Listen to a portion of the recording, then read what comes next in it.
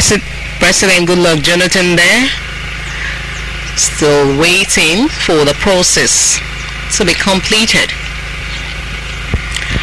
From the turnouts here, the people are eager to exercise their franchise and elect the candidate of their choice. Nigerians are out to ensure that elections are free, credible in all the 36 states of the country. This process is also taking place in the 8 local government areas here in Bayelsa State.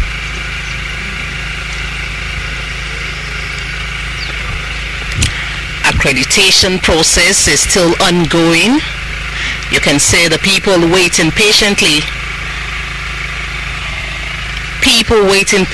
The turnout here is impressive. Election observers and all the monitoring committees who are here to ensure that the process is credible, free and fair. President Goodluck Jonathan there, still waiting for the accreditation process.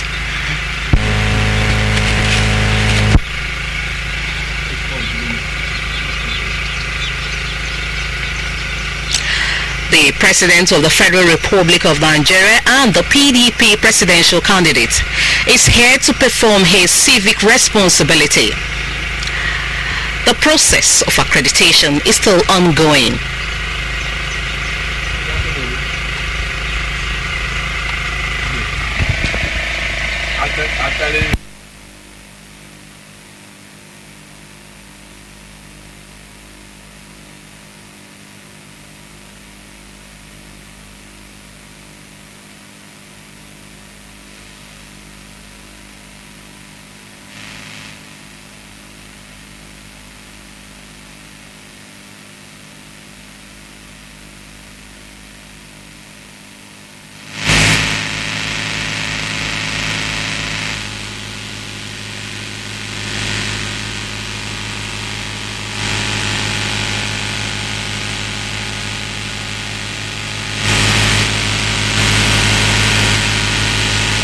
Ongoing. You can see the turnout here. Electorates are queuing up, waiting to be accredited. We have local and international observers here who are here to ensure that the process is credible, free and fair. The media is also not left out in this whole package. President Goodluck Jonathan there, waiting for the accreditation process to be completed. INEC officials there making use of the card readers. Nigerians this time around are eager to exercise their franchise to ensure that they elect credible leaders of their choice. This is the presidential and National Assembly election here at Ward 13, Unit 39, Otweke, Bayelsa State. You can see the card reader there. The INEC officials are trying to fix them up. The card reader there been put in good use. We are still at the process of accreditation.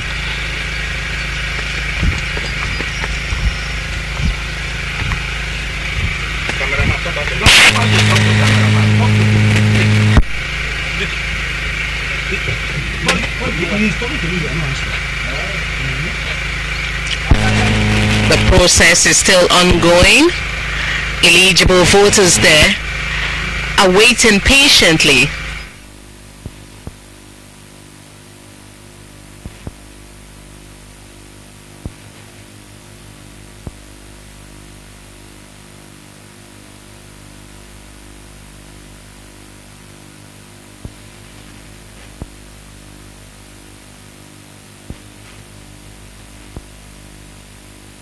Republic of Nigeria, waiting to be accredited. You can see the long queue there, eligible voters who are waiting patiently on the queue to ensure that they exercise their civic responsibility. We can also feel the presence of the road safety and other local and international observers who are on ground to ensure that the process is credible.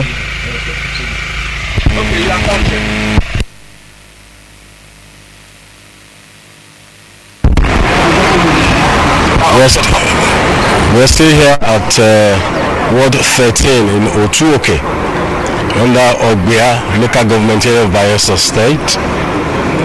Accreditation is still ongoing, and we understand that outside the Ogbia local government, accreditation has commenced at Limbe. It has also commenced at Ogbolomabri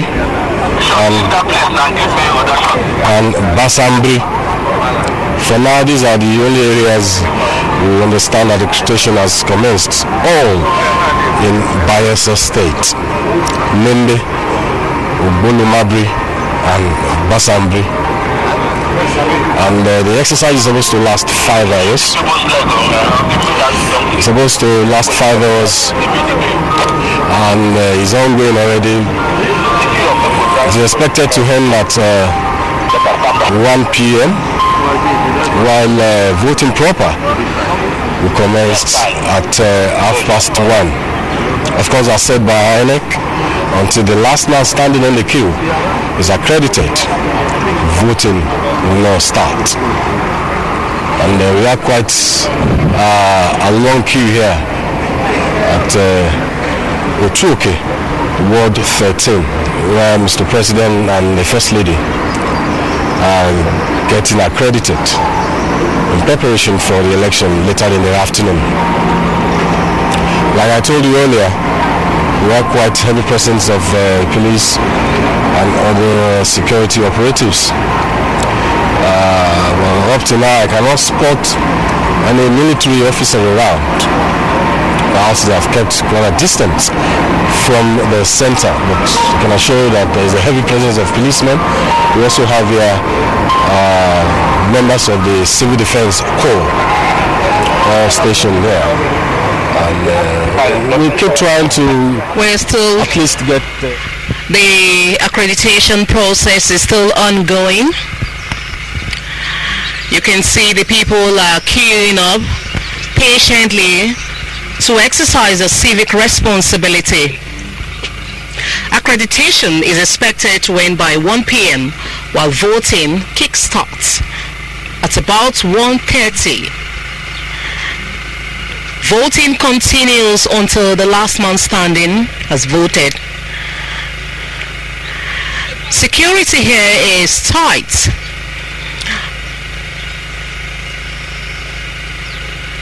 The Nigerian police there, the road safety and other paramilitary organizations, ensuring that the process is peaceful. I can tell you with assurance that here at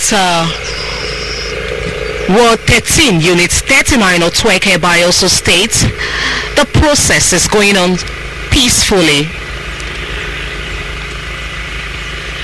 You can see eligible voters there queuing up patiently, waiting to exercise the franchise.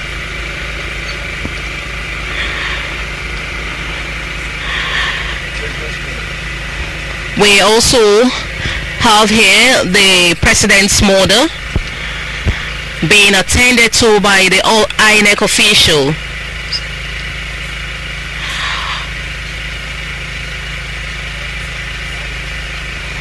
INEC officials there attending to the President's mother,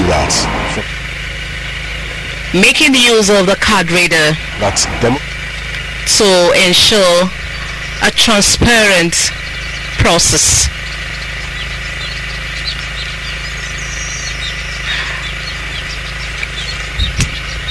of the electorate. Accreditation is still ongoing.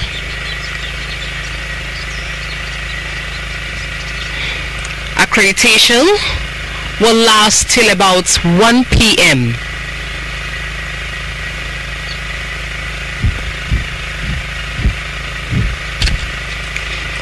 The president's model there being attended to by the INEC official. They are done with the president's model. We can see Mama Peace there, the First Lady, Federal Republic of Nigeria, Dame Patience, Jonathan, as well as Mr. President, waiting to conclude the process.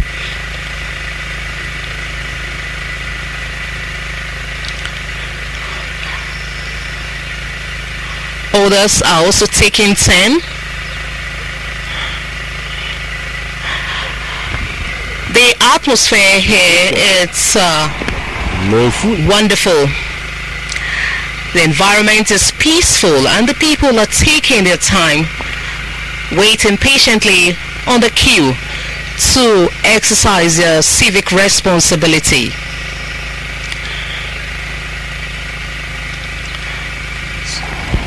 On the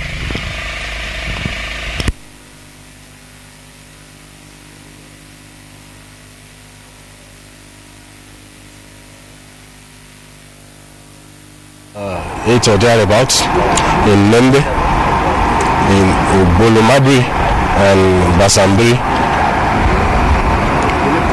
We'll look out for more information on the ongoing exercise here in Bayelsa State. And as soon as Mr. President is done, I'm sure he's going to retire to his residence, because by the law he's not expected to move about monitoring ongoing exercise, because he's also a contestant, so he does not have the power to go there, otherwise it will sound like influencing the process. So electorates are waiting patiently to get accredited for the election proper. We'll try and find out what is happening there, but we're not allowed to move closer than where we are. Otherwise, we have been able to capture the conversation between Mr. President and the staffers of INEC who are carrying out their exercise. And I can assure you all is well. And certainly it's going to end well here in Otuoke, and indeed the entire country.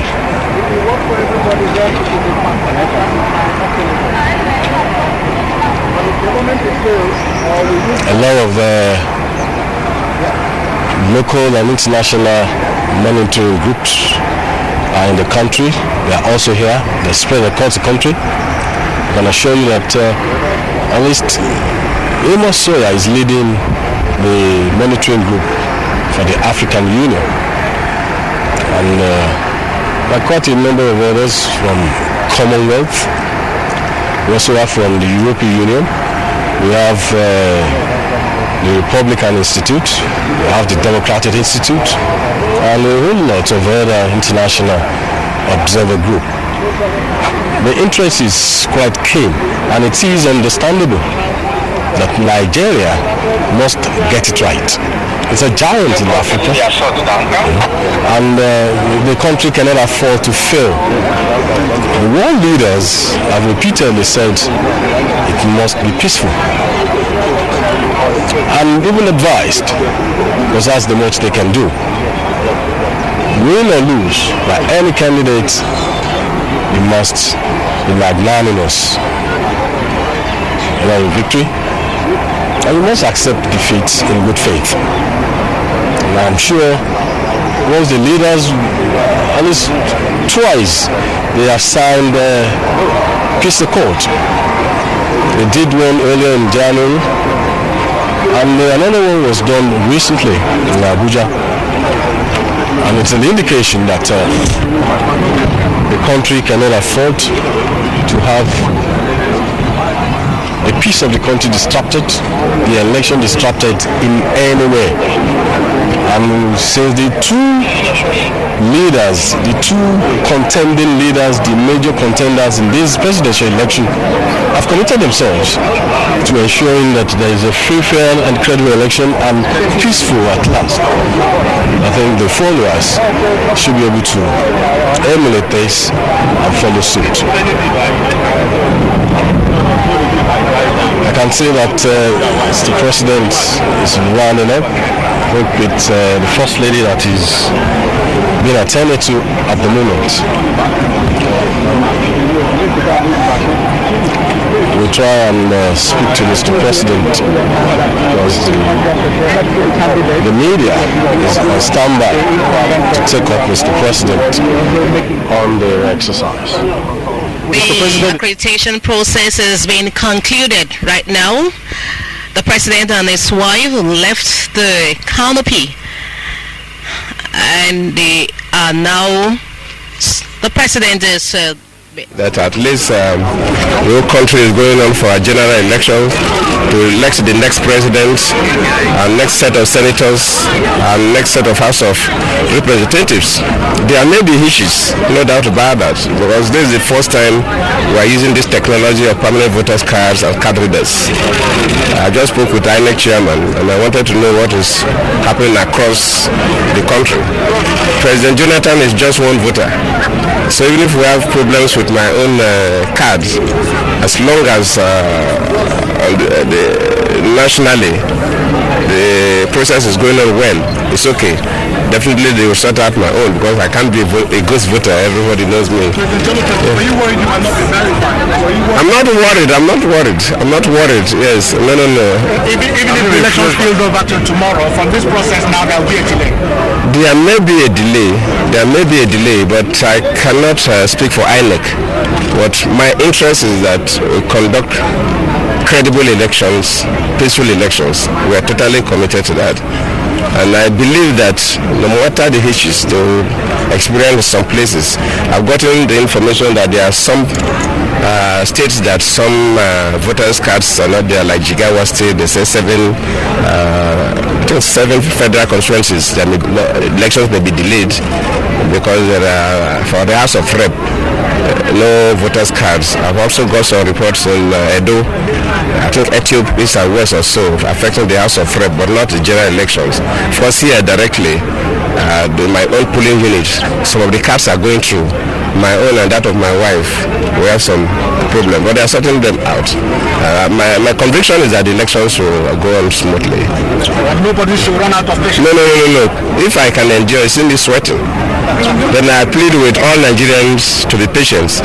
No matter the pains we take, as long as, if as a nation, we can conduct free and fair elections that the whole world will accept. That is what we should all think about, not the temporary pains individuals may pass through. Because Nigerian elections is some elections that the whole world is interested. A number of heads of government have spoken to me, wishing us well, encouraging us. Of course, President Obama even addressed his media about the Nigerian elections. I got a letter from Prime Minister Cameron encouraging the country to go on with peaceful elections. I spoke with President John Mahama of Ghana, of course Ouattara of Cooking. I encourage Nigerians to be patient with INEC. If you carry that problem, please don't go riotous, don't instigate crisis, wait patiently. Those who the candidates go through should go through the process. Everybody will vote because there are ad hoc arrangements where if you carried out some issues and they can verify that you are not a thick person, I believe you will be allowed to vote. I just spoke. Excuse me. Armies are blocked and not allowing voters going to their polling centers to pass through. What do you say to this? I'm not aware. You are just telling me, so I have to clarify from the security system. What you are telling me may not be actually correct, because you know that there are guidelines about movement on election dates. We normally close our international borders 2 days to the elections because of infiltration of miscreants to come. Can use miscreants from neighboring countries to come and disrupt elections in neighboring states. We normally do that within the country. From 12 midnight Friday, election movement is supposed to be highly restricted. It's only people like you that have clear cards, that your monitors or your journalists participating in the elections, that you can move. Ordinary people, the movement is highly restricted. So people should not just how they are voting near their voting centers as at yesterday. So I will have to verify that. I cannot make a valid statement now until I get clearance from my people. He said the army, the commander of the JTF is even around. So after this, I will find out from him. Have you heard from your main driver, General Buhari, and how his investigation went? We've not spoken. Maybe I'll call him after this time. You can excuse yourself. Thank you. That you have President Goodluck Jonathan addressing journalists at Ward 13 Otuoke. From my education, is not been able to exercise his franchise, and but he did say that some others are still carrying on with their accreditation, so it's likely to come back as long as accreditation lasts. We make an attempt to move closer to where the accreditation is ongoing, and perhaps anyone that is that has sailed through will talk to the person and find out about his or her experience getting accredited for the exercise. Meanwhile, the president has returned to his residence. Perhaps to return when all is sorted out. We like to recall that even during the trial, some of these issues came up. It said there are challenges that are not unsurmountable.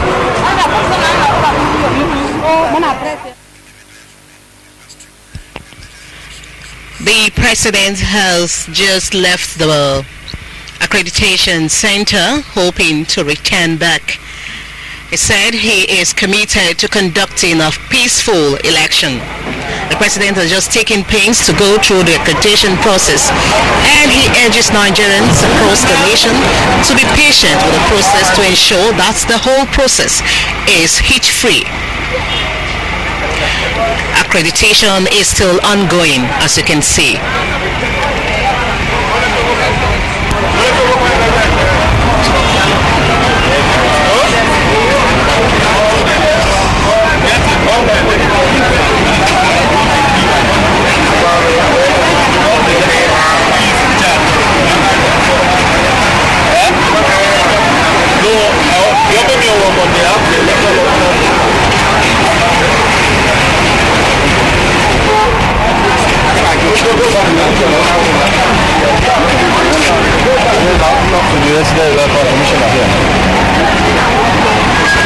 Accreditation process is still on. All right, sir. And I tell you, Mr. President, the environment here is peaceful.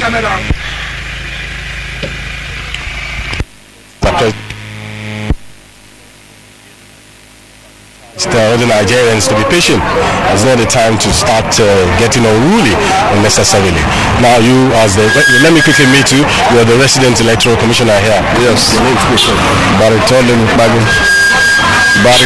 Lenokbagi. Okay, sir. Now tell us what exactly is happening here, sir. We are doing accreditation here, but it's quite unfortunate. I was here. The president tried to get his card verified, did not, and that of the wife too did not. But as we are going on now, cars are going through. So, like you said, yes, again. The president did say some are going through because he tried some in his presence, but he was kind enough to admit that he's been going through. I can see that quite a number of people, they are so eager to have themselves accredited. But how do we get around this? I'm in touch with the chairman, and we're even talking with the technical crew. We are really not very happy that it happened this way. We are sorry about it, but we will keep trying and see what we can do to rectify it. Like these other sheets, you said perhaps when they look through, or is it an incident paper or something? Would that not work in this situation? You know, the procedure which the president himself stated in my present too is that the card first of all must be verified.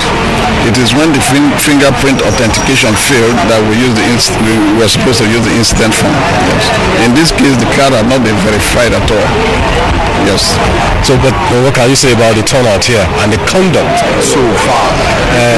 It's huge. It's huge that in spite of this, people are still patient and queuing up, and like you can see, they are going through the process.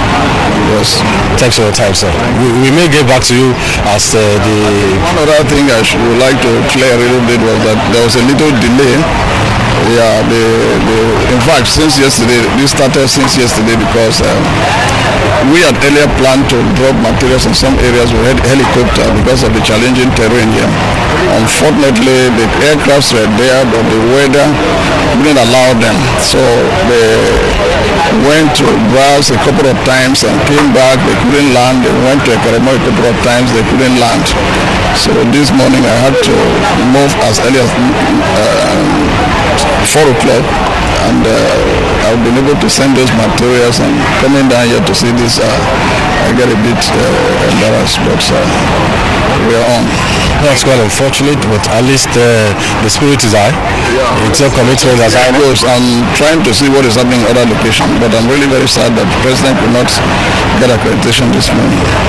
All right, we are as much sad too, but we believe that it's going to be okay at the end of the day. We still have about 3 or 4 hours to go, at least. So I believe that will be... With this delay, I will talk with my chairman, and we can still see what we can do to extend the accreditation time a little bit. I will talk with him. It's a pleasure talking to you, sir. Well, that's been the resident electoral commissioner, Bayelsa State, who is assuring Nigerians that, especially people from Bayelsa, that it's going to be well at the end of the day. All the teething problems being encountered will be sorted out.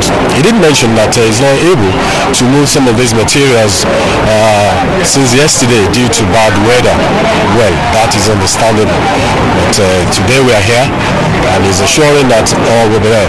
So no electorate will be disenfranchised as long as you are able to get accredited. But you have to go to the PVC first.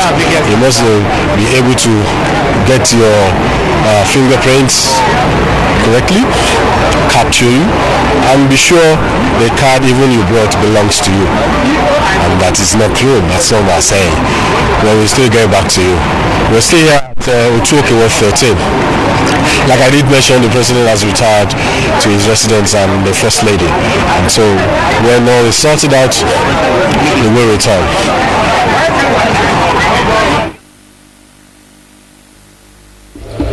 Well, thank you very much, Shegun. I also have a report here from that's in Katsina State, the Babangida polling unit, where the presidential candidate of the APC, General Muhammad Buhari, and his wife have gone through the accreditation process.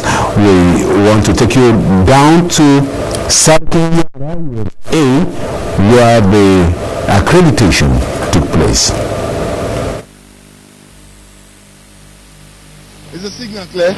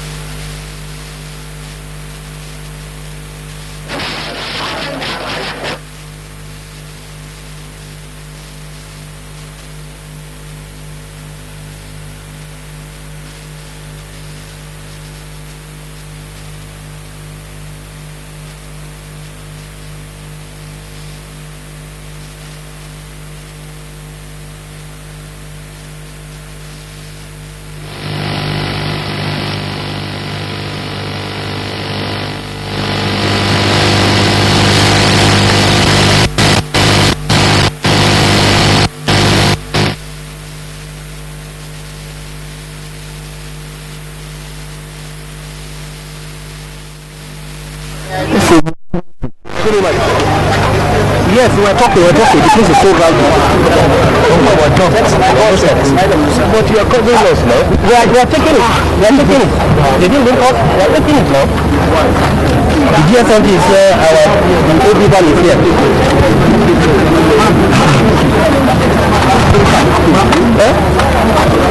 Wow. I've been talking.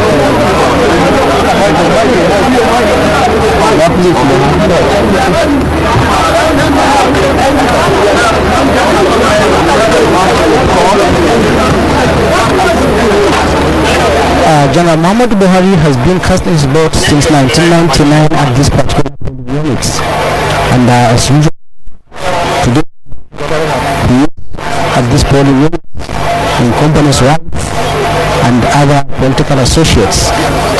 He is here to exercise franchise for the 2015 presidential election. Orderly nature For the 2015 presidential election. And then journalists, security personnel, and the others there behind General Muhammadu Buhari, waiting anxiously for the record officer to finish the APC presidential candidates.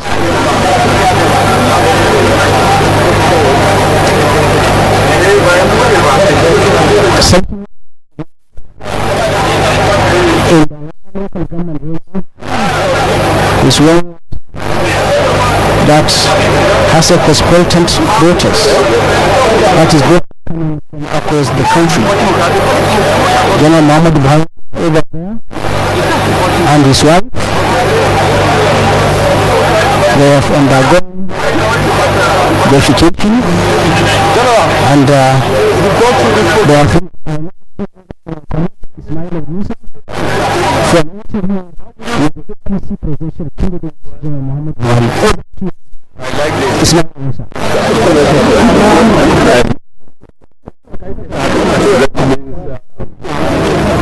If people are allowed to vote, the region will actually be a good under this system.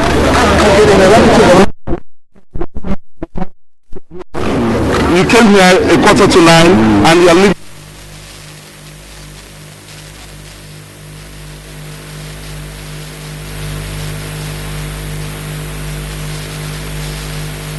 the exercise to come back by 1:30 for voting, for the actual voting exercise.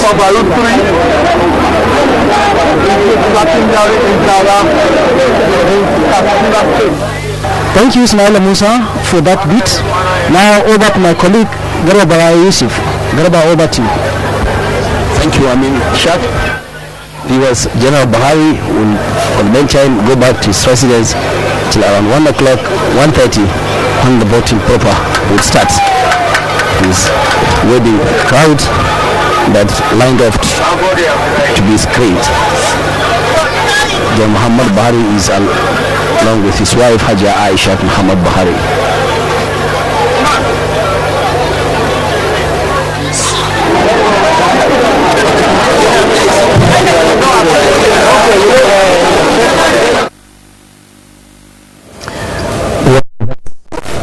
The report from Daura, where we watched the presidential candidate of the APC perform his accreditation. Our correspondents all over the country have been equally monitoring the events, and here in the FCT, correspondent Informa Ejinka caught up with the resident electoral commissioner for the FCT, Professor Jacob Jato, and spoke about some of the issues and challenges that people may be facing and how to address such issues. In fact, he gave 2 hotlines that everybody having any issue could reach out to 767-26 and 061-836-836-836. 9802. It's over now to Ifoma for the details of that interview. City is made up of 6 area cantons. They are Abati, Buari, Kuje, Kwali and Gwagwalada, and a total of 580,000 registered voters collected their PVCs. The FCT is also made up of 1,886 voting points, including polling. We have told our polling officers, especially the APO1, who is going to be using the card readers, that if the 4 fingers are tested and then the person do not pass the fingerprint test, I would say so, and it is realized that it is the owner, you can just test one more finger, that is the index fingers on the thumb. The ICC next to from what I have here. One more finger and then allow the person to go, so that the polling officer. I have as live down his name in the incident form. We have already distributed the incident form. Okay, please. We believe that with that we will not have any problem. Well, technically, I think we have also charged our batteries, the card readers batteries. We have charged them at this place before even carrying them to the car. Alternative, in case any of them happens like that. That has been the FCT INEC Resident Electoral Commissioner, Professor Jacob Jato, assuring residents that the commission is ready. I am Ifoma Ojinta, handing you over to the Nigerian Decide. If you are coming to me, what you have just heard from Ifoma Ojinta. Like I told you earlier, we have so many of our correspondents scattered all over the Federation. But for now, back to the studio, I still have my guests, the Director of Voter Education, Mr. Oluwale, the first PRO, and the political analyst, Dr. Oke Ikechukwu. Gentlemen, we are back to the studio again.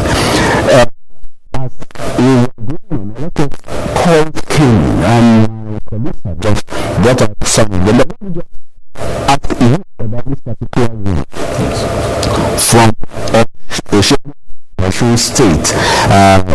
He said, I am too young to vote. Can I go to the polling unit and watch the proceedings?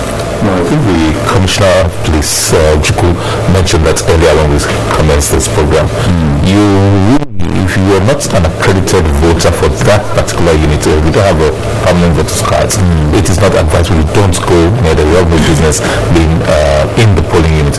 You can stay in the polling unit away from the polling unit, but you cannot go to the polling unit. We encourage young voters, hopefully you come of age and will get the ability to vote.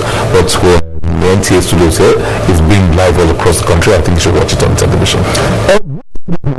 As a thing, yes, that we discussed even yesterday. Yeah. A lot of people are asking, yes, what is the distance? What is 300 meters? That's all for me to say about 300 meters. Everybody should know 300 meters. It's quite a distance. It's 300 meters. I don't know what the length of a football pitch is. I think that's about 100 and something meters. But if you are into athletics, 100, you know what 100 meters is. It's about almost 200 feet for those who are more competent with the way of measuring. And so it's quite a distance. It's quite a distance. Close to 900, about 800 and something feet. Anybody standing at the end of the pitch can see what is happening. I mean, in a football field, for instance, if that is 300 meters. I think it's a little more than that, actually. But the point is, what is he looking to see? This is a process, the rules of which are clear. Elections are to take place. The persons are allowed around the election point, officials of the party, officials of INEC, and all the materials and persons connected with the election. The law says it is not a picnic, it's not a musical event. Spectators are not invited to the venue of elections. So, to even get the point that, look, it's too far for me to see, what is it you want to see? You're going to stop the process, and it is not correct. So, my take is fairly simple. Polling booths are there with officials and accredited voters to vote. If you're not part of that process, if you're not part of the machinery, stay away from the place. Because invariably you're going to become a disturbance. You may want to comment on things. You may want to say, oh, let me see more clearly. It is not part of the rule. And I don't think we need to push. And in any case, in an age of science, nobody should confront anybody by saying what's 300 meters. Take your tape rule and measure it. But the thing is, if we want credible elections, believable outcomes, we should keep to the rules. And one of those rules is that don't go near the polling booth except you have some legitimate business there. And I think if we keep it that way, there won't be any problems. You want to say anything there? Somebody described the 300 meters. It's like having 100 cars packed. So at the end of one, imagine 100 votes. That's about it.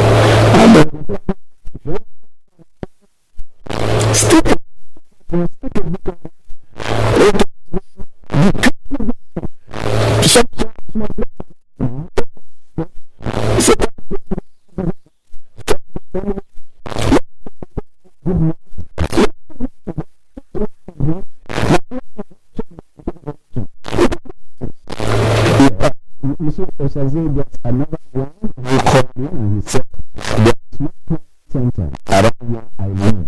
What is the option? What is the option for what? For him. So if he has a voter's card, then he should go out to register to vote. If he does not, then he should sit at home. But not from another call. Some of us have lost our PVCs. Can we use the TVC? No, you cannot use the TVC. First of all, you're supposed to have a PVC and a TVC. You have to select when you go to pick up your PVC. So, suspiciously, you have got my TVC is lost, and if you have incident form, now you're picking two of them. That is illegal. You have to select to collect your PVC, but this is you lost your PVC. You have to collect the PVC. One of my colleagues out there in the FCT has a report which he wants to share with us. So it's over now to Nambi.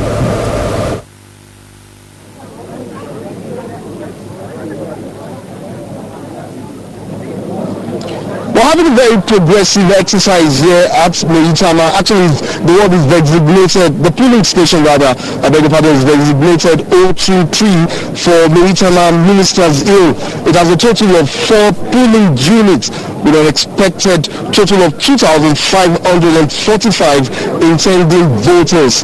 Earlier on, initially we had inches here and there with the arrival of the late arrival, I guess, of INEC officials and materials. But since then, we've gone ahead and the exercise is being progressive. I have 2 voters who are done with their accreditation. I have them standing by here. Would you quickly give us an idea of how the accreditation, your accreditation went? I was the first set of people that were accredited, so mine took a bit long. It took about 10 to 12 minutes, and that's just because they were not ready and they were not organized at that point. But now it seems that they're more organized. They're following alphabet and they've sectioned themselves, so it's moving. And so, will you please just let us know a bit? Will you please tell us how long it took for you to be accredited? Well, the actual process took less than 3 minutes, but I've been here for longer than 2 hours. But I will imagine that it's getting on fine now. Given the initial hitches, it's getting on fine, and people are cooperating with the officials, and they want orderliness in the conduct of this process, and I think that's impressive. Well, thank you so much, sir. Well, there are high expectations for this exercise. At no time in the last 4 years have Nigerians felt as powerful as they do today. Nigerians decide with the accreditation already in progress. And we're expecting that it would remain progressive as it is right now. And by the time we move on to the next phase of this exercise, all will be doing well. Well, we will keep you posted as these events unfold. It's back to you in the studio. Monday, and back here in the studio, I still have this caller from Port Harcourt, Rivers State, and did you see? He said he was calling from street. No INEC of polling units there. So what do they do? Well, when I leave the studio, when there's a break, I'll confirm from the situation room who should be on top of the situation. But if you call the hotline in River State, which should be posted in every polling unit. So there's a central which I will have to go and confirm from later. But now there's a hotline in every state which they should call. Okay. CP Ojukwu, I've seen so many of them. I mean, so many of your men out there in the field, and looking at them, they are not carrying arms. How are they then going to control anything that may happen untoward? The electoral process is not war. The franchise. That's still that's no war. And you don't put arms to where people are doing a routine duty. But if a problem, you have a big contingent of armed police personnel. The polling units armed, and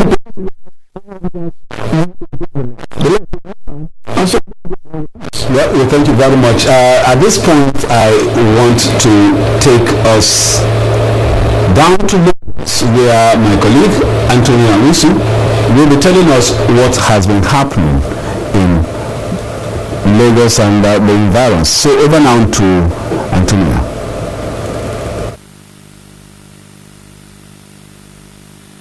Welcome to the Lagos studios of Nigeria Decides. Like Walter said, my name is Antonia Awisu. In the studio with me, I have two very qualified gentlemen from the Ivory Tower. But before we go and meet them, we're going to run a few reports. Early this morning, Musa Toliat set out to one of the local government area offices of INEC to monitor the movement of sensitive materials from that place to various polling units. So we're going to get Musa Toliat to quickly bring us in and let us know what happened where he went.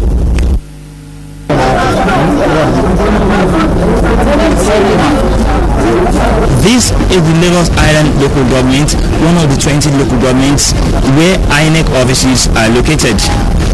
Here, the distribution and movement of sensitive electoral materials commenced. And as you can see, some of the staff and ad hoc staff of INEC have already taken possession of the sensitive materials. They're moving to their various wards and polling units, where accreditation of electorates will commence by 8 a.m. Well, thank you, Musa. Then, of course, with that of the Mohammed, Chief of Lagos, Lagos is a very busy city.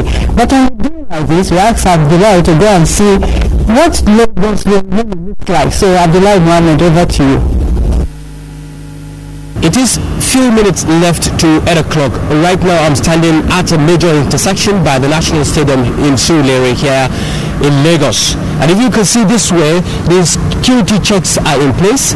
The military checking vehicles that are moving in and out of the mainland to the island. And by this side you can see there is a lot of movement, people moving from one place to the other. Also on our way coming, we met several other people who we spoke to, and they told us that they are trying to meet up a very important obligation this morning. They moved from a very long distance trekking to another side where they wanted to go and exercise their rights. You're trekking? Yeah, I'm trekking down to drive from Balendu down to Ekote. Okay, exactly why are you going to Ekote? Because I'm going to do my right and go to vote. Okay. Yeah, so that is why, because I have interest of voting. Okay. That is why I'm going there to vote. So you registered in FBI. You are living where? I'm living at Ekoton because of my I want to vote. Okay, you want to vote? Exactly. I'm very happy to want to visit. Okay, so you registered in VI? I registered in VI. And you live where? I live at Yamuru. So where are you heading to? I'm trying to replace and register my voting card. Okay. So that's where? At Okwawo. Okay. With VI. But you live where? I'm living at Odulu. And you registered in this is where I'm working. That's why I registered there. I see that you are trying to keep healthy. Yeah, I actually stay in a courthouse, so I just use my bike to come into Surulere because my polling unit is somewhere within Surulere, and at the same time do some exercise. Yeah. Where are you heading to? And your mission? To register and to vote. We are going to cast our vote where we register. Okay, but you're carrying this the place now. That place where I'm saying is where I register. So there I will cast my vote. So and now apart from human movement, we saw vehicles like that of the road safety, the police, ambulances on the road in case of incidences and when they need a rise for people to be evacuated to hospitals. And also behind me you can see INEC officials are already setting up, waiting for people to come and do the normal accreditation for subsequent voting. In Lagos, Abdullah Mohammed, NT News. Well, thank you very much, Abdullahi. And then, of course, eventually we have to dispatch Tunde Saiki to find out if accreditation actually took off when it was expected to. And then we'll let Tunde tell us what he found out. At some polling units, the card reader is not available, but the polling officers are doing their best to see that people are accredited. Well, with what I've seen this morning, I discovered there will be peace. I have seen it myself, and the security was so good. And at the same time, the people you sent from the INEC, they started very well. They put people in the queue to do the accreditation. Even in my own zone, that's booth 17, I happen to be number 1. And I lead the rest and they queue very well. And I can observe throughout today there will be peace. We won't put us 2 times. So I think the way the thing is going on is very, very fast. At the Babik police station polling zone, as you can see, the crowd are already on queue trying to be accredited for this election. And so also PV Road, the usual traffic hold up at the Babik area is not there. In Lagos, Tunde Saiki, NTA News. Well, thank you very much, Tunde. And of course, like I said, we have 2 eminent gentlemen from the University of Lagos in the studio to discuss and analyze what is happening so far in Lagos with us. I have Professor of Maths from the University of Lagos. Prof, you are most welcome. Thank you very much. And then, of course, I have Dr. Lodin KK from the Political Science of the University of Lagos. You are most welcome too. Thanks for inviting me. Well, Prof, I said before we started, we have been waiting for this day, and finally the day is here. What is your take? From what you have seen, what you have heard, how is the day going so far? Well, our to the studio today, we are stopped at 3 checkpoints. The last one, army checkpoint. And it is interesting to know that on today, that's the first time people being very polite. 2, they are also very professional. And in fact, their approach is very scientific. And I hope we should do that all over the country. They are very orderly also, and I hope that everything is moving towards getting to the point of peace. So Dr. Kiki, before today there was so much apprehension in the air. There were those who wanted military presence, those who didn't want it. Prof has just given his own perspective. What is your take generally about what is happening today? So far, before from his residence, between the people from my house, between there was this officials who were carrying electoral materials without escort. So at that point we were stopped by the military officers, and they asked us to identify ourselves. After identifying ourselves, they now got our attention to the people they were detaining and asked what our opinion was. Then one of our staff now came out, was videoing one of them. Why are you hiding your face? If you are for this job, you are supposed to be proud of the job you are doing. Why are you hiding your face? So, but they contacted their headquarters for them to come and rescue them. But I think it was wrong for them to have been carrying electoral material, sensitive materials without any response. They down for, in a very critical election like this. So that was it. Aside from that, we were very critical. The roads were very free, and just like Paul said, the officers we met on the way were very, very polite, and they were doing their job. Observe that for INEC, logistics has always been a very major challenge, and we have just highlighted how some electoral officers were carrying sensitive materials without escort, and they were working on the road.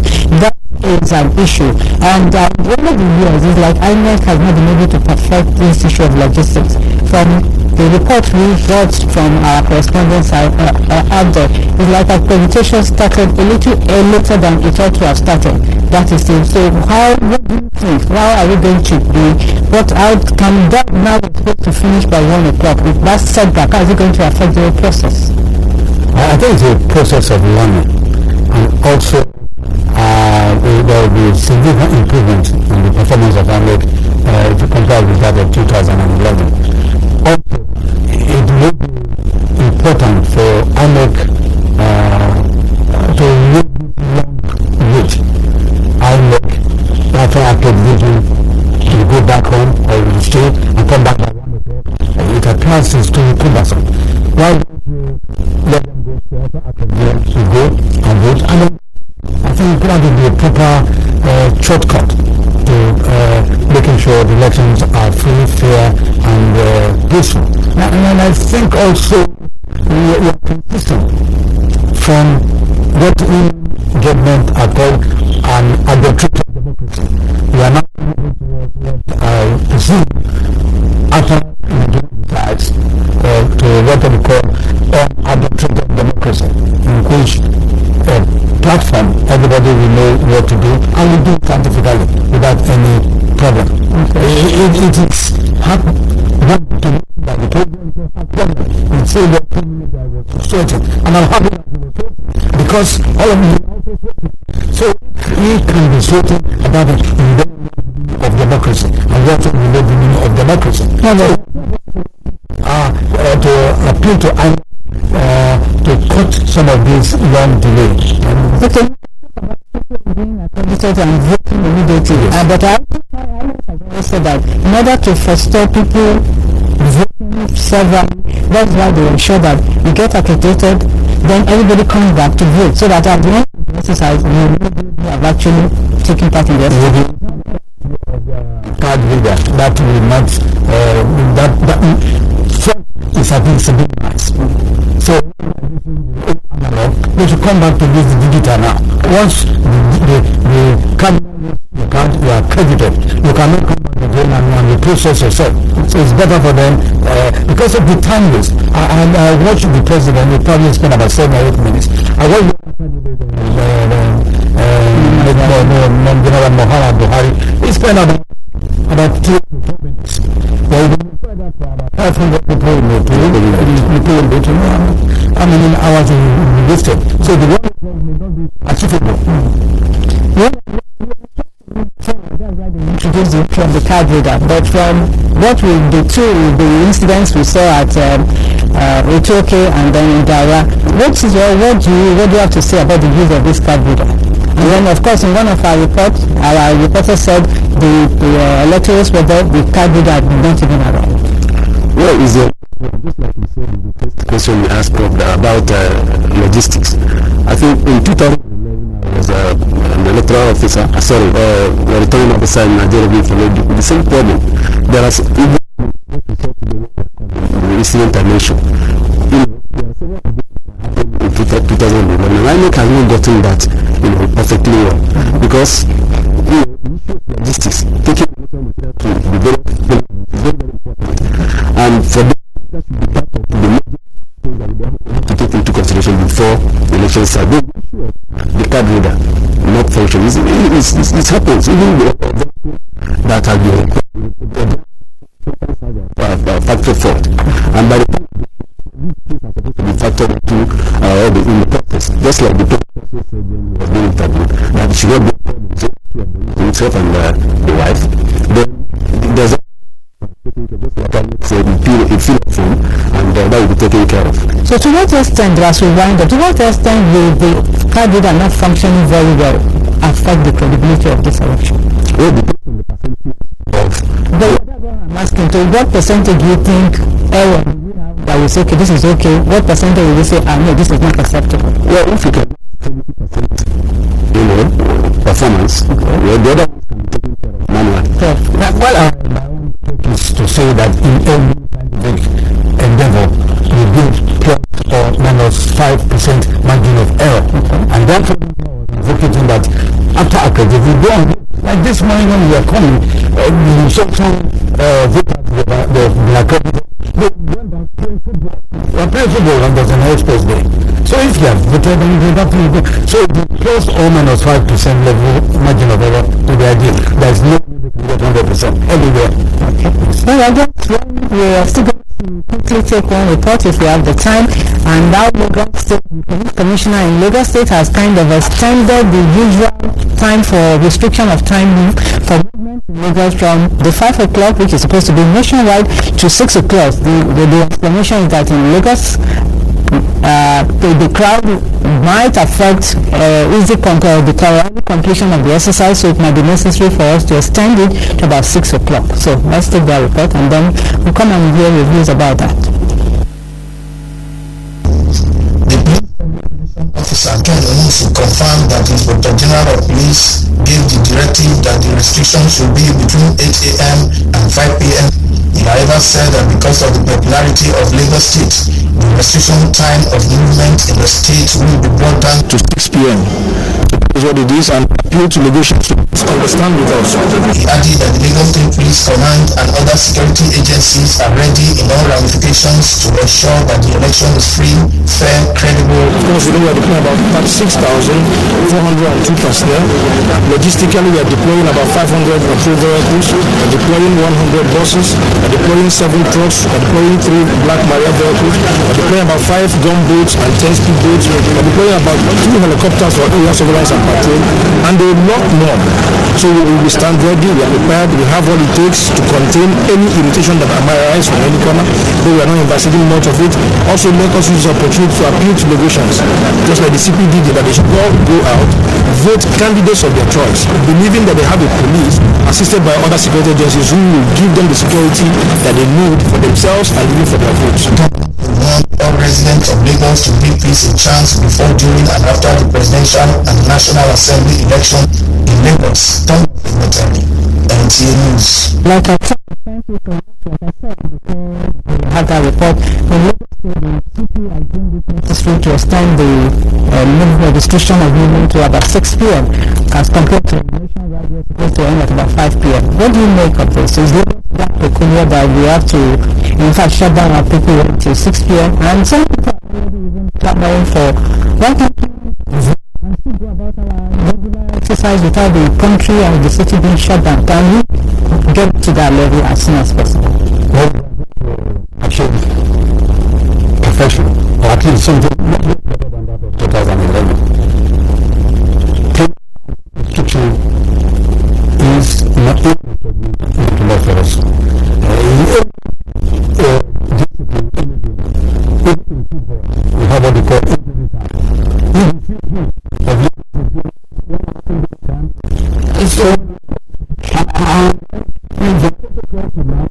that's about and I'm going to about 5 o'clock or about an hour. From 8 o'clock to 6 p.m. about 10 hours.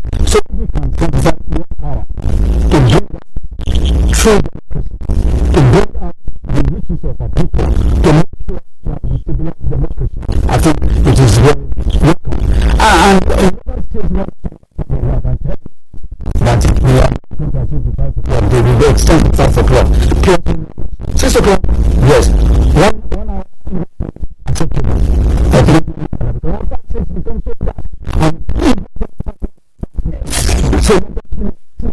Six.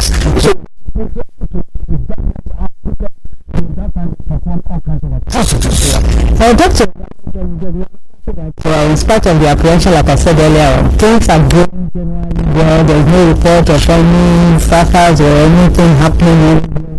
And then talking about what the police have put in place, are we satisfied that the police, the security, they are on top of the game and everything put together, you don't expect anything contrary to what is happening as of now and today? Well, I think it's too early to make conclusions, because the issue of the apprehension that people express in the first instance was as a result of of our past experiences. And if you consider that, let us wait until maybe later in the day.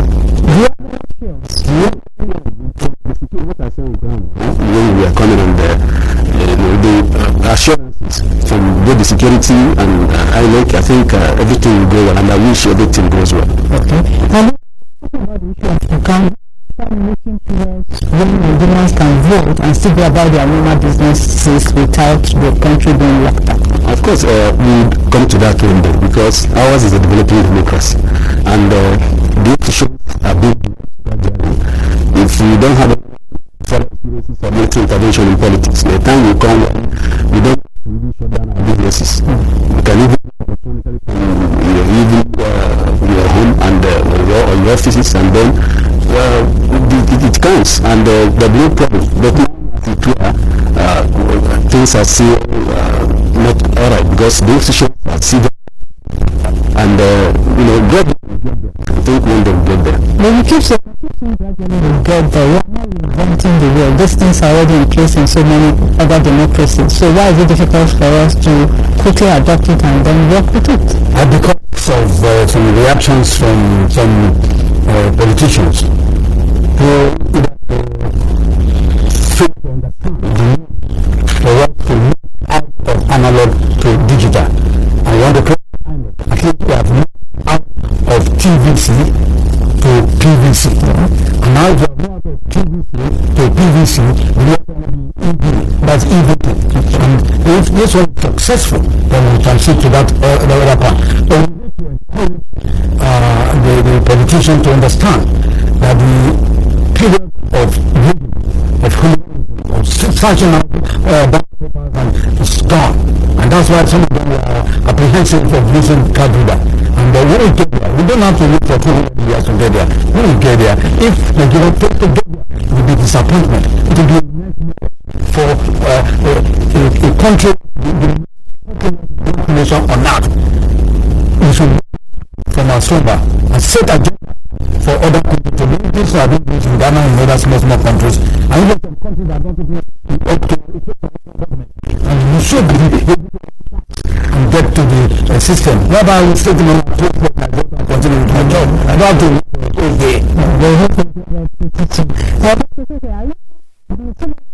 Have shown so much interest in this election this year that some people have been getting what is their stake? Why is there so much interest on this election this year? Can you share your thoughts with us on that? A lot of things are at stake. Nigeria is the most populous black nation on earth, and the largest black democracy in the world.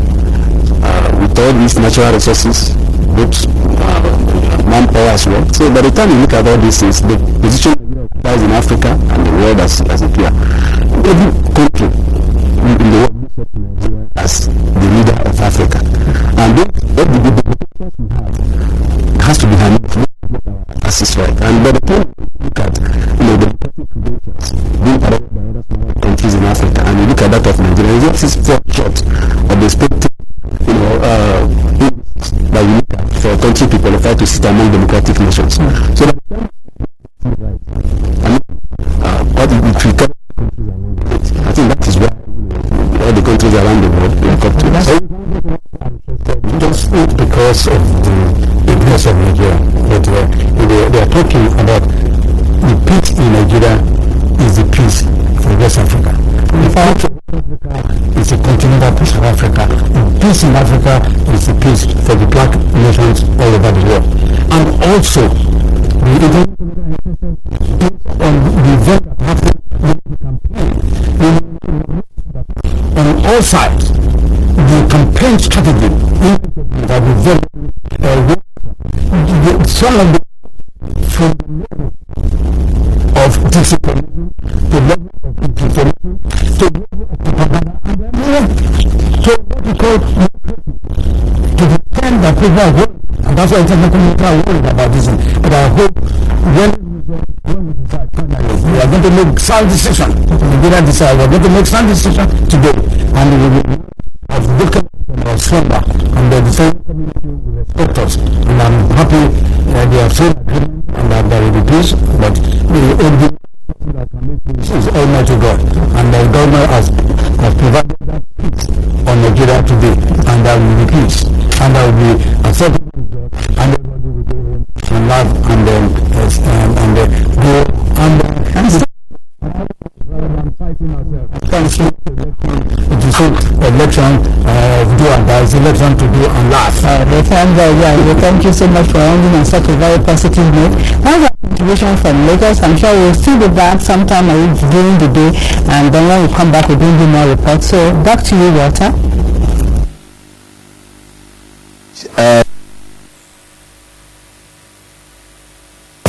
Some of the reports, and for now, one of my colleagues, Ignatius Nkwo, has been looking at the issues at the International Conference Center. So we'll link up with him and know what he has to give us from that zone. So it's over now to Ignatius. Conference Center, Abuja, designated as the National Convention Center for the 2015 presidential election. This is the International Conference Center, Abuja, venue designated as the National Convention Center for the 2015 presidential election. This is against the Electoral Institute used in previous elections. The media is expectant, sensitive and reflective of the general mood of Nigerians as regards to this election. The area has been covered by a combined team of security operatives, the Nigerian Police, Department of State Security Services and the Civil Defense. INEC had earlier deployed both sensitive and non-sensitive materials to 36 states of the Federation, including the FCT. The relevant electoral commissioners and national collation officers are expected to bring in their results from different states here. With me is the Chief Secretary to the INEC Chairman, Mr. Kai. Can you tell us what the level of preparations and expectations by the time these results will be coming in? From the look of things that you can see here, we are very prepared for these elections. As we speak, the elections accreditation will be commencing just about now in the polling units on the field because deployments have been done. We started those deployments since Wednesday, and as of early this morning, the movement to the polling units began. So we are expecting that by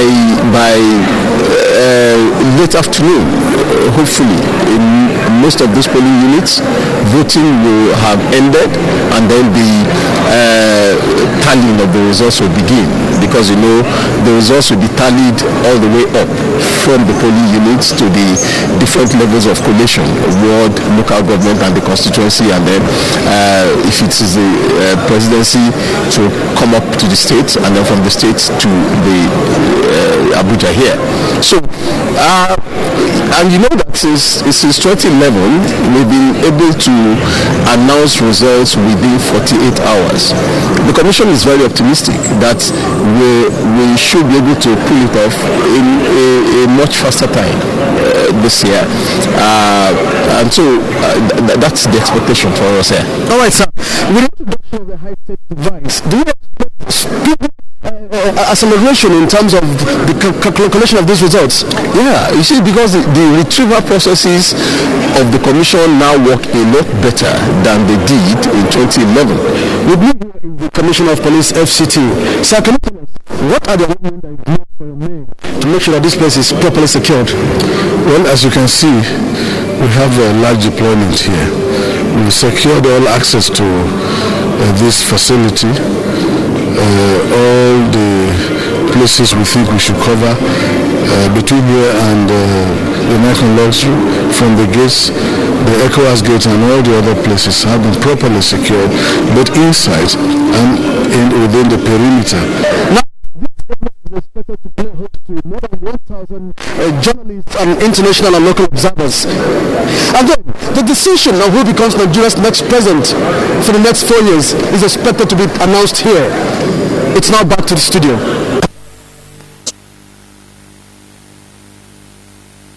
Correspondent to Zango Abdullahi was also out on the streets of Abuja to capture the enthusiasm of Nigerians to continue to exercise their franchise as they troop out to vote this morning.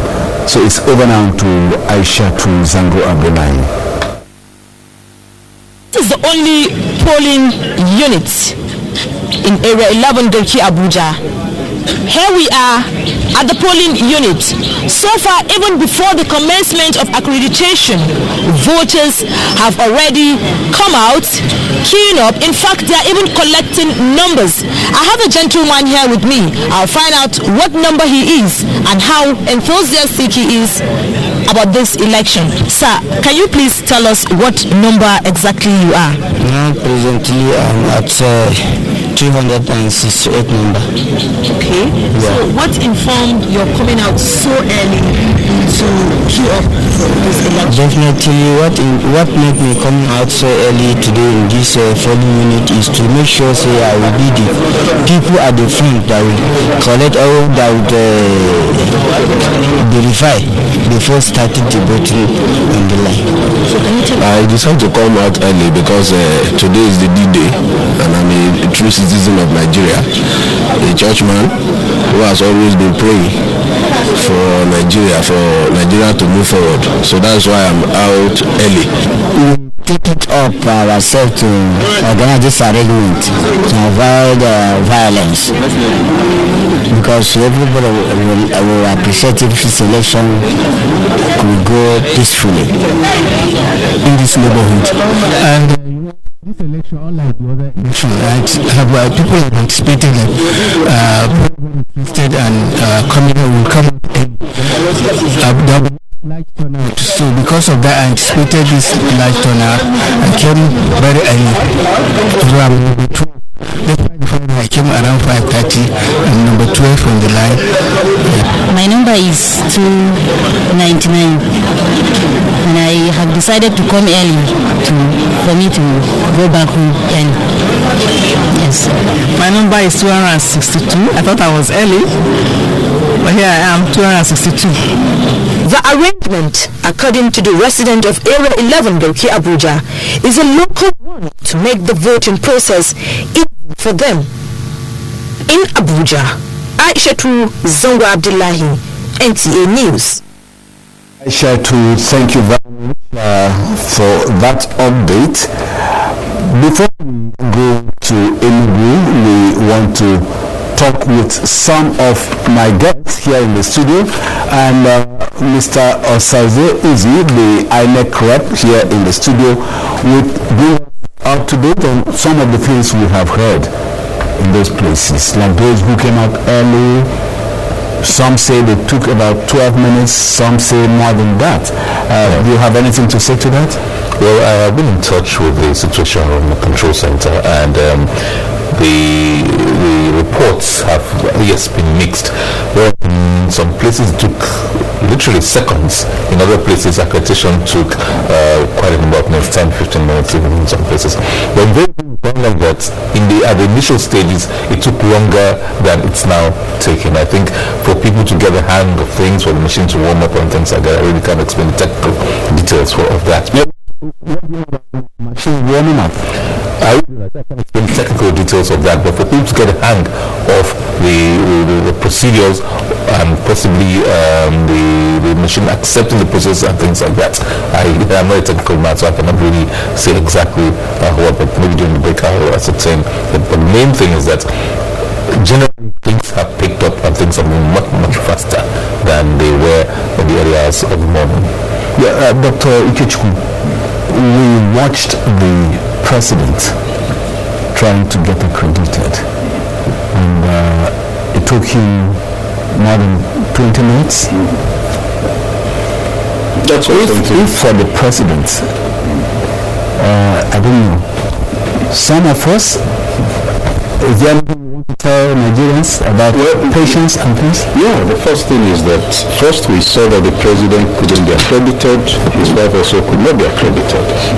But so that he handled it as a statesman. He said Jonathan is only one voter. That's reassuring. But I think it's also probably good that it happened to the president. It becomes slightly difficult for the average person to allege all sorts of things if he recovers it's happened to him. But the issue it throws up, which I think should worry us, is the possibility that this might happen in places where there won't be enough time to explain things to people, and they will mistake a technical problem for deliberate sabotage. So yes, the security people are there, but the indices are clear, and the worries should be taken seriously. For one thing, you recall that INEC did a mock test of those facilities. It recorded a 59% success rate, testing the PVs, the machines, and then not just 59% success, but in 33% of the country, 12 states. That means there might be places where that has not happened. There might be more of cases like this. There might be a lot of people who need to fill incident forms. And in the matter of filling incident forms, you're not going to borrow 12 hours from tomorrow to add to today. You're not going to increase the number of people who will carry out the process. It will still be the same officials working within the same number of hours and minutes, and under pressure to deliver will probably require a longer time and more hands. That's why I think we should pay close attention. It has happened now, fortunately early enough, and I think INEC should debrief its officials through the resident electoral commissioners to expect three possibilities. Number one, we may have more people with this problem than anticipated. Please do brief them quickly and in very simple terms as soon as you discover such a case. Number two, let's create a situation where people understand that incident forms are not coming from the moon, that they are secure, so nobody will allege that they disappeared. Number three, security personnel, fortunately are not carrying arms, should become part of the environment and create a reassuring atmosphere so nobody feels the need to resort to self-help. Thank you very much. Given what we have seen in Kwale, are we still saying that the accreditation should start at 1 o'clock? The INEC cannot say accreditation should stop at 1 o'clock. Accreditation ends at 1 for those who have not appeared at the polling units. But we repeatedly said and stated that accreditation stops at 1 o'clock when the last person on queue at 1 o'clock. So the 100 people on queue at 1 o'clock, all 100 will be attended to. But will not attend to the 101st person who comes after 1 p.m. Everybody who is in the polling unit at 1 p.m. will be attended to. Yes. Yeah, okay. So, is there anything you want to tell us about situation across the country? Have you received any report? Yes, I'm going to report. Security personnel in our joint action are already analyzing the things they're getting from the centers, from the fields. Like when we have issues with card reader, having some issues. We are not doing the security implications. And then deal with situations as they arise. But apart from that, nothing else has happened. From the place I'm getting from across the federation, you can see my phone is on. People are calling, people are sending messages. All so far. We'll be going over to Matthew Zotaliki in Enugu to tell what is happening in that zone. Okay, I understand that Matthew is not ready. Now we'll take another report from the FCT, this time from Gwagwalada.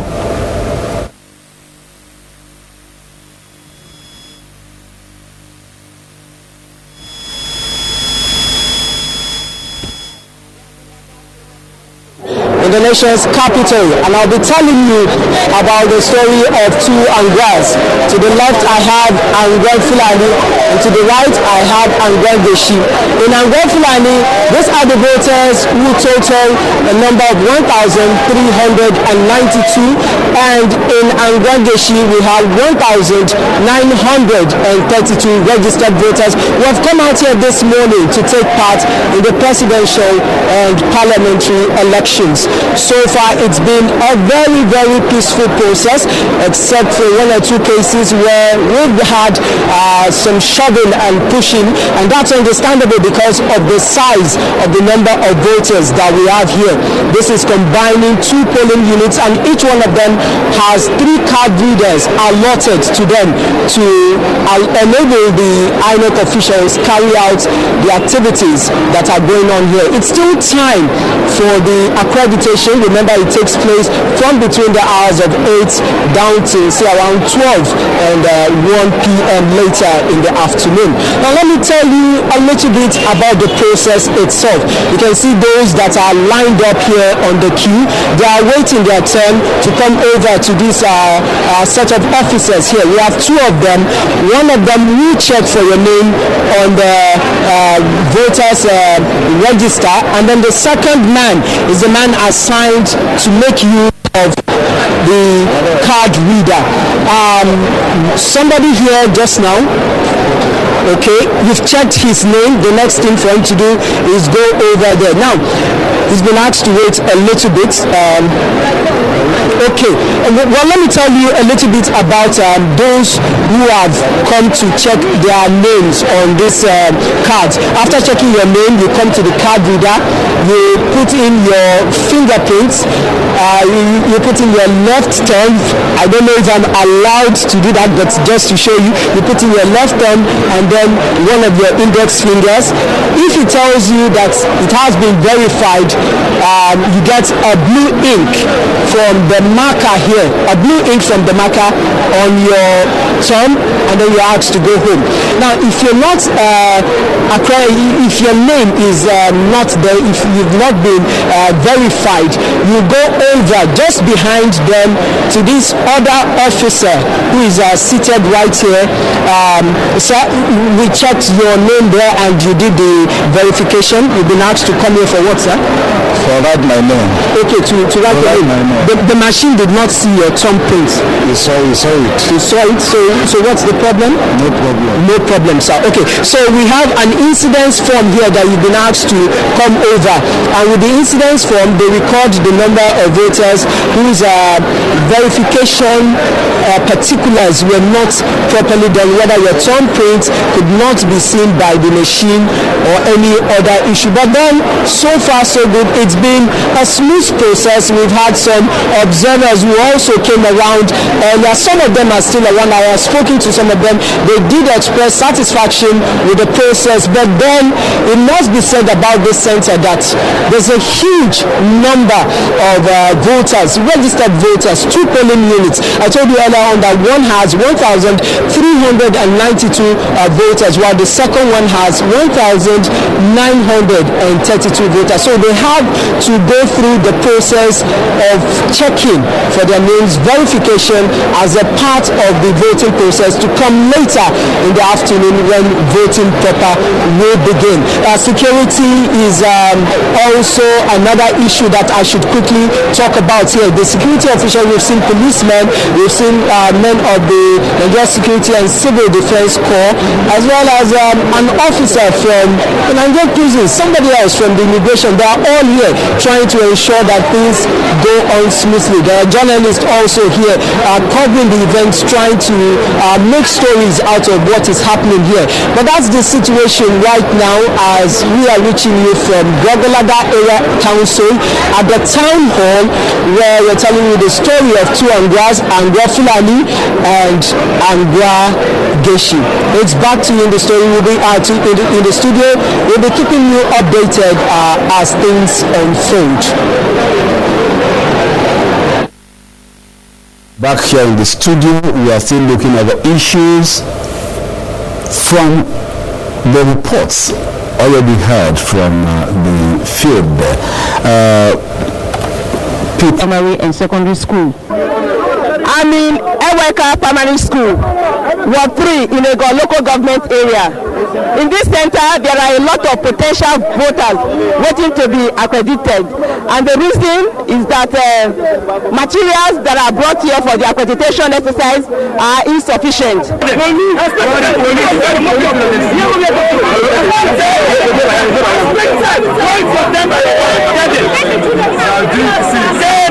In Ego Ward 5 with 2 polling units, the accreditation exercise was going on smoothly with no challenge. The same story was recorded in Ego Ward 10, EAM voting center with 2 polling units. For now, so far so good. It started slowly. They were not working initially. They are working now. Having been accredited, we are waiting to vote. So it has been peaceful. Security personnel were visible in all the centers monitored. In Benin, Selo Sende, NTA News. I have with me in the studio Dr. Joseph Aye of the Political Science Department, University of Benin, and Dr. Okuzwa Osawaru, a political analyst. Gentlemen, welcome to this segment. Thank you very much. Now, Dr. Aye, what was your observation? I understand you were in the field. That's correct. I went to my polling unit and tried to stand for accreditation, but the usual teething problem was also there. I was not able to be accredited. I was given a number and I was asked to come back at a later time, during the day. And it has been the same problem almost in all polling units. So, but it's understandable, it's not really unusual, and it has been, the same phenomenon across the country. And I think it's because we are still in the experimental stage with these card readers, and hopefully we will improve. Dr. Kuzma, your own observation, given the reports we have taken so far. Well, it's been missed. Some started well, hit it off, and some have some delays. For those who have been had delays, I think maybe some adjustments will be made for them. Maybe the time should be lengthened out for them to accommodate the time lost. I think it should be as simple as that. Those who have authority to do that should make that adjustment. We also have a report from Delta State. One basic information from Delta is that the election has been postponed in Ethiopia West and Ethiopia South for the House of Representatives election because of the shortage of ballot papers. In any case, Rita Agbra was in Anwacha area and presented this report.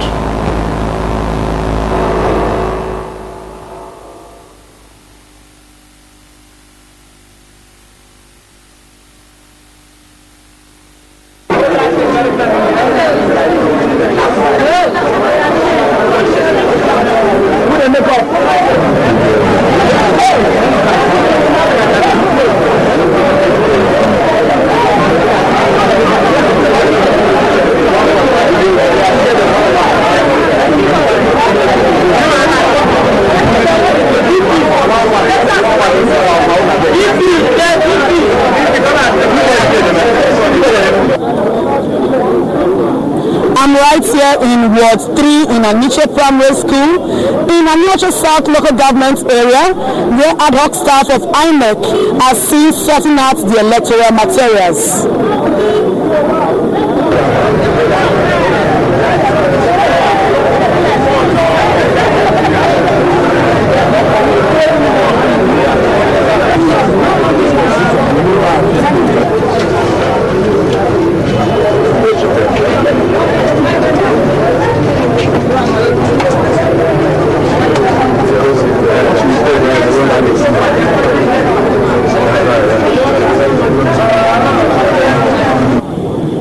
The situation is same at Ward 4 in Olona, in a National North Local Government area, where eligible voters are waiting patiently to be accredited as at first time.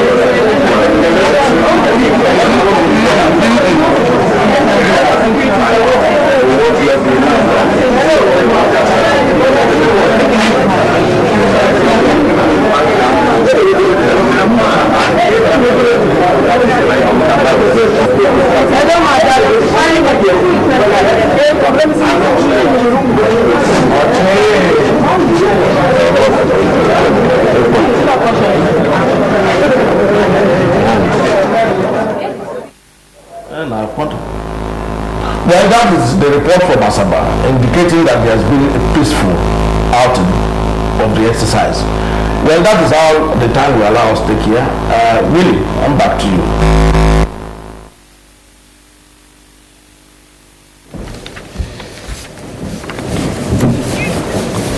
Thank you very much. So that has been our Benin Center. And let me remind you that you can watch this live transmission, which is being streamed at www.nta.ng/live or on YouTube at www.youtube.com/NTA News Online. You can also join the conversation by emailing us at nigeriadecides2015.ng. Or still, you can tweet us at NTA News Now. Viewers can also send their eyewitness reports to us online at www.nta.ng/ureport. And while we were with our Benin Center, we were joined on set by Mr. Mike Omeri, very well known, the DG of the National Orientation Agency. Mr. Omeri, you're very welcome to Nigeria Side. Thank you very much. Yes, so, and let me start with you because you're the latest on the set. I mean, you're just coming in from out there. Yeah. Give us some insight into what's happening. I mean, I understand that you went as far as Nasarawa State. Yes. So what's going on? Well, an interesting development for me because of the level of mobilization and interest. It shows growing understanding and appreciation of the values of democracy, and the citizens are, somehow wishing, desiring to discharge their civic duty, and some were up as early, from the evidence I got on the ground, some were up as early as 5 and 1 p.m. to wait, and they are still there. In some of the areas, very well organized. You will see the semblance of organization and adherence. In fact, cooperation with security agencies, polling officials, and so forth and so on. Of course, we know like the normal human shortcomings, but they are being overcome as the day progresses. At least by and large, it's quite encouraging that Nigerians are coming out to participate, unlike the previous years. Okay, we'll continue to talk about all the issues as they emerge, but first of all, let's talk about the American ambassador to Nigeria, James Entristo, who has been monitoring the process in some polling units, and he described the use of card readers as efficient. The former junta reports that the ambassador was at the office of the FCT Electoral Commissioner, Professor Jacob Jetau, where he made his observations known. Informer. Complaints of late arrival of materials in some voting points in the capital city, the INEC FCT Resident Electoral Commissioner assured eligible voters that accreditation stops only when the last person in queue has been accredited. The REC also received the American ambassador to Nigeria. What we saw at primary school one is when the card reader worked, it's very fast. Yes, it's very impressive technology. Yes. And it has really helped us to make sure that the electors are credible. My colleague Sefian Mama Uche also reports that the FCT Interagency Consultative Committee on Election Security intervened in conveying electoral materials to areas where there were challenges of late arrival of materials. I am Ifoma Ojinta.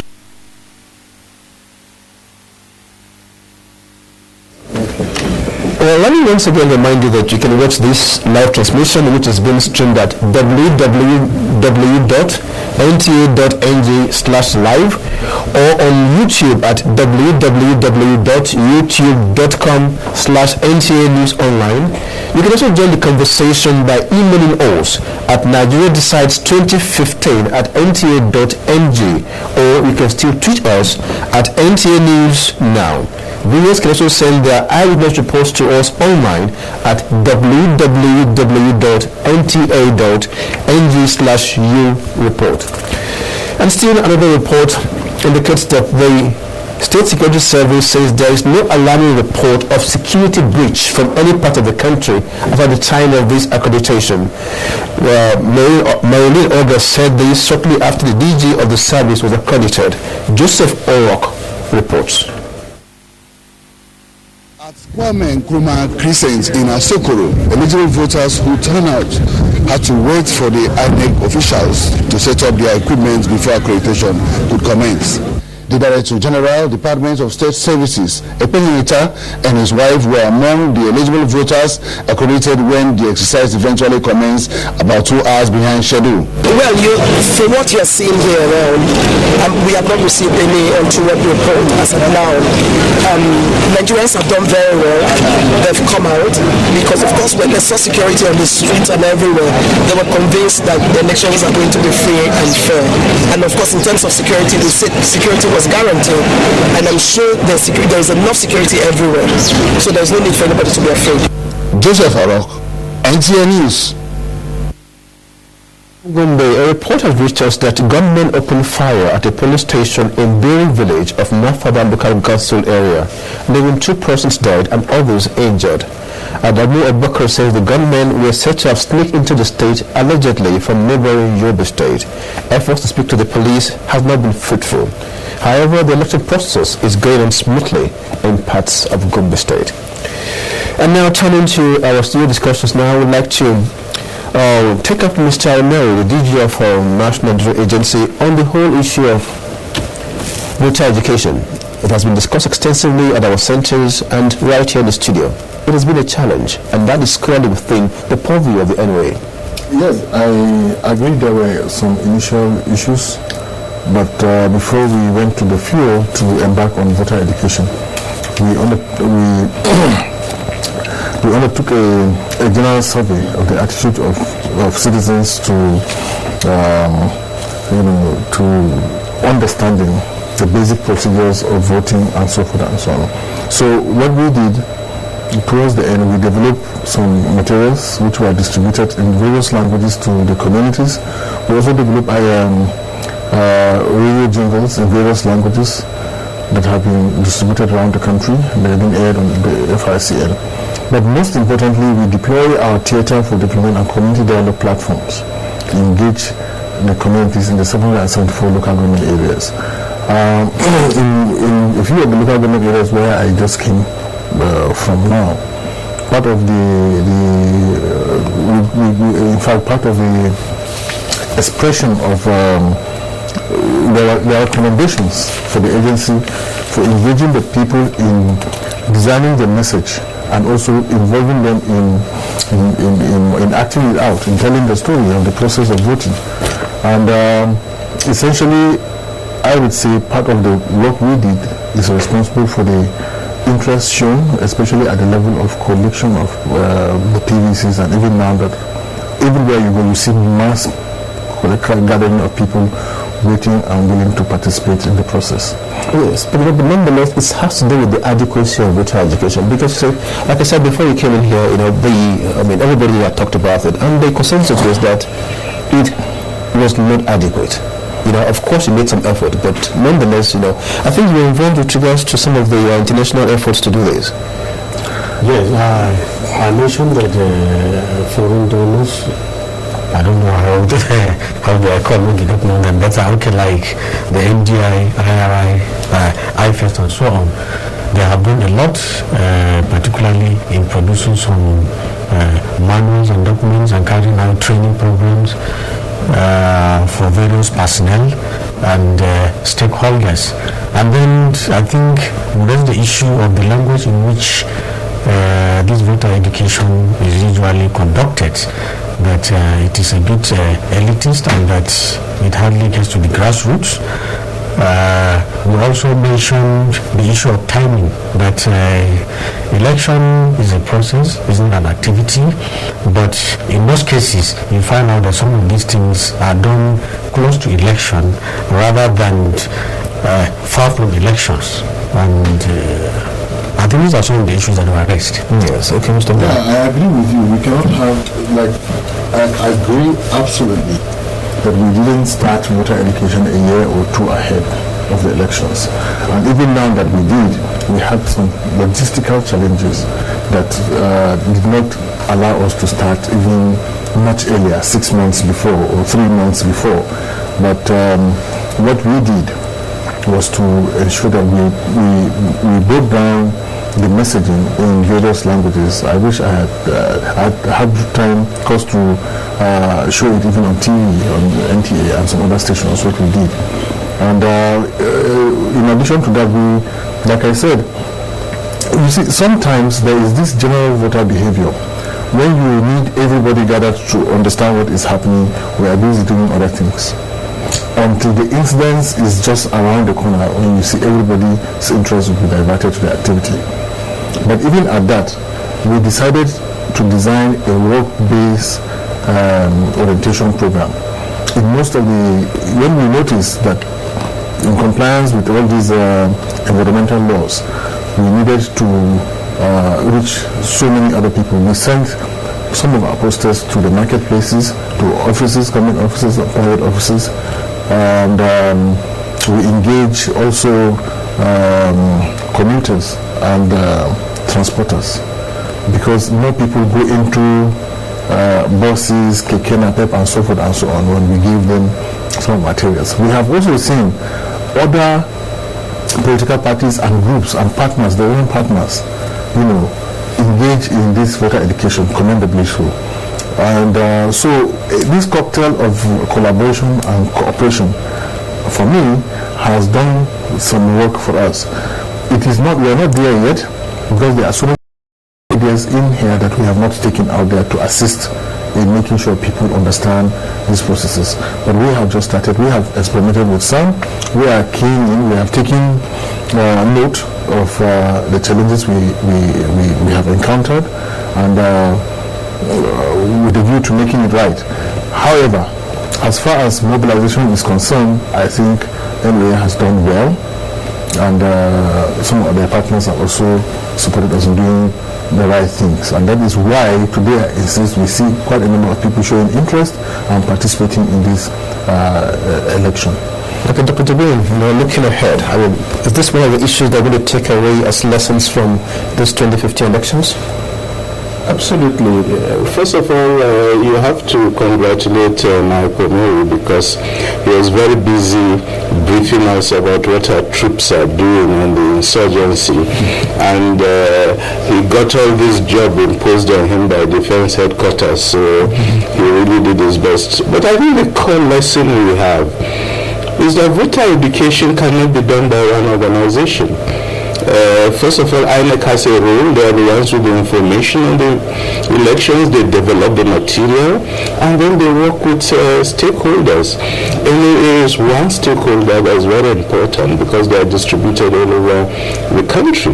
The second stakeholder are political parties. They are the principal beneficiaries of the political process, and they have a responsibility to do voter education. They are the ones voters are voting for. So they needed to go out to meet all their members and to make sure they understand the whole voting process and have adequate information. Then he has mentioned development partners, the civil society, and above all the mass media. Mass media, you are mentioned in the Constitution as having responsibility for informing Nigerians. So it's a multi-stakeholder process. And I think part of what the problem is, the main lesson we'll take out, is that there should have been more coordination among all the stakeholders to make sure these messages go out. I think quite clearly for the next time round, we'll have to have a much deeper planning process on voter education. But there's also another element, which is civic education. One of the deficits of this whole campaign is the very poor civic education. There has been too much hate messages out there. There wasn't sufficient control. Institutions with responsibility were not doing their job. And it creates a problem, because voting process is a civic process, and people must get civic messages. It's not about insults. It's not about maligning anybody. Democracy is really about citizens choosing who they want to choose on the basis of their own conscience. And I think that element of civic education is important, that takes place in a continuous process so that we raise the general level of civic consciousness of the Nigerian population so that we avoid some of the excesses we have seen in this campaign. Dr. Okari, you want to talk about the issue of civic education? Yeah, I think politics is a pretty serious business, and politics involves a lot of things, particularly on the side of the electorate, and it happens that the members of the electorate are largely uninformed about the political process, the several aspects of the political process, and they need to know. And therefore this multi-stakeholder approach must be deployed towards adequately informing the Nigerian electorate as to their responsibilities, as to their obligations and rights, and on how they can perform their roles as citizens of the country. So first and foremost, civic education is very, very important. It is integral to their discharging their functions and roles as citizens. You know, we're talking about the whole issue of education, be it civic education, be it voter education. There is a funding component to this. I know you spoke about support from foreign donors. But how do you get the resources, Mr. Mary, to really address this? Well, apart from the issue of the resources, I wish to see a policy shift where interest on civic education will return to the schools like we used to have in the past. We need to begin to groom citizens that will have the right attitude as they grow up, so they can now effortlessly and as a cultural team deploy it in the various areas they find themselves later in life. Where it is not there, you find that insulting somebody is nothing wrong, because you didn't have the values right from growing up time. In the period now where parents have conflicting interests and hardly pay attention to the value development of their children, they are distracted by a number of societal needs and demands. There is a deficit here. And so the only other institution that can complement it is the school.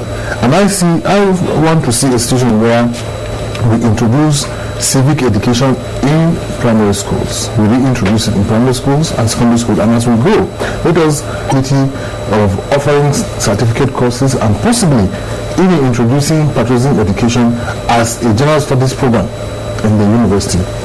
Hopefully, once this sells through, we have concluded the first or second phases of this, and that the other responsible authorities like the Ministry of Education and even the Education Research Center will develop the proper curriculum that takes in view the current development in Nigeria and introduce civics.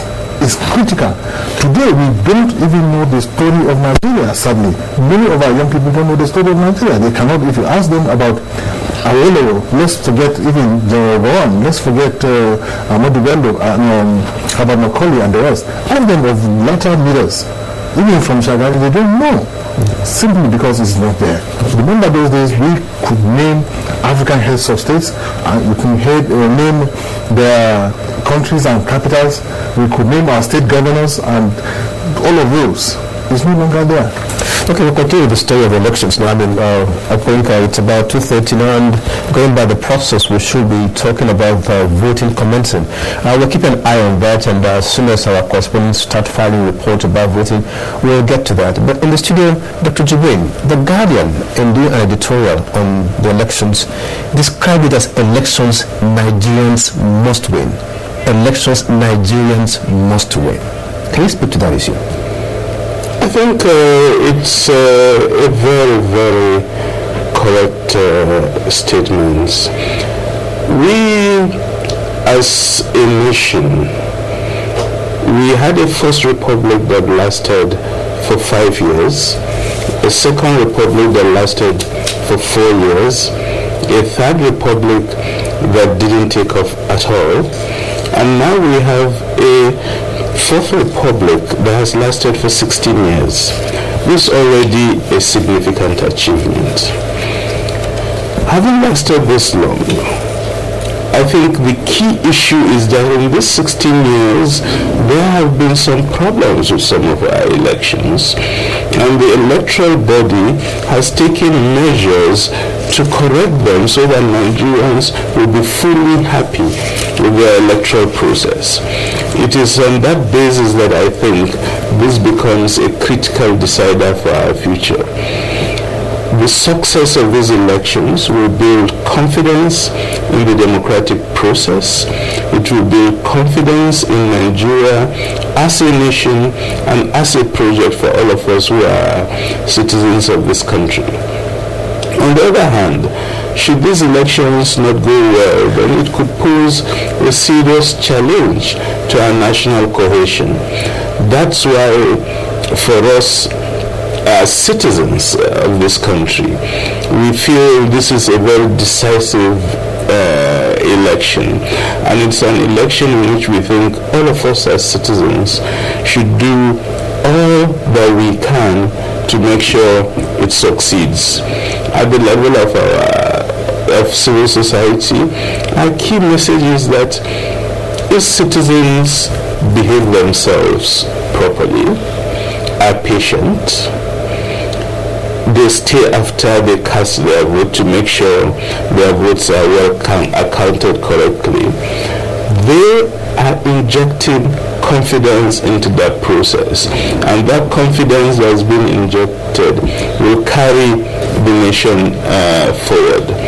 I think this election is important because it is what will establish that yes, we are consolidating our democracy, we are on the path to a bright future, and I think for all of us, our hopes are rising that these elections will indeed be a positive turning point for our country.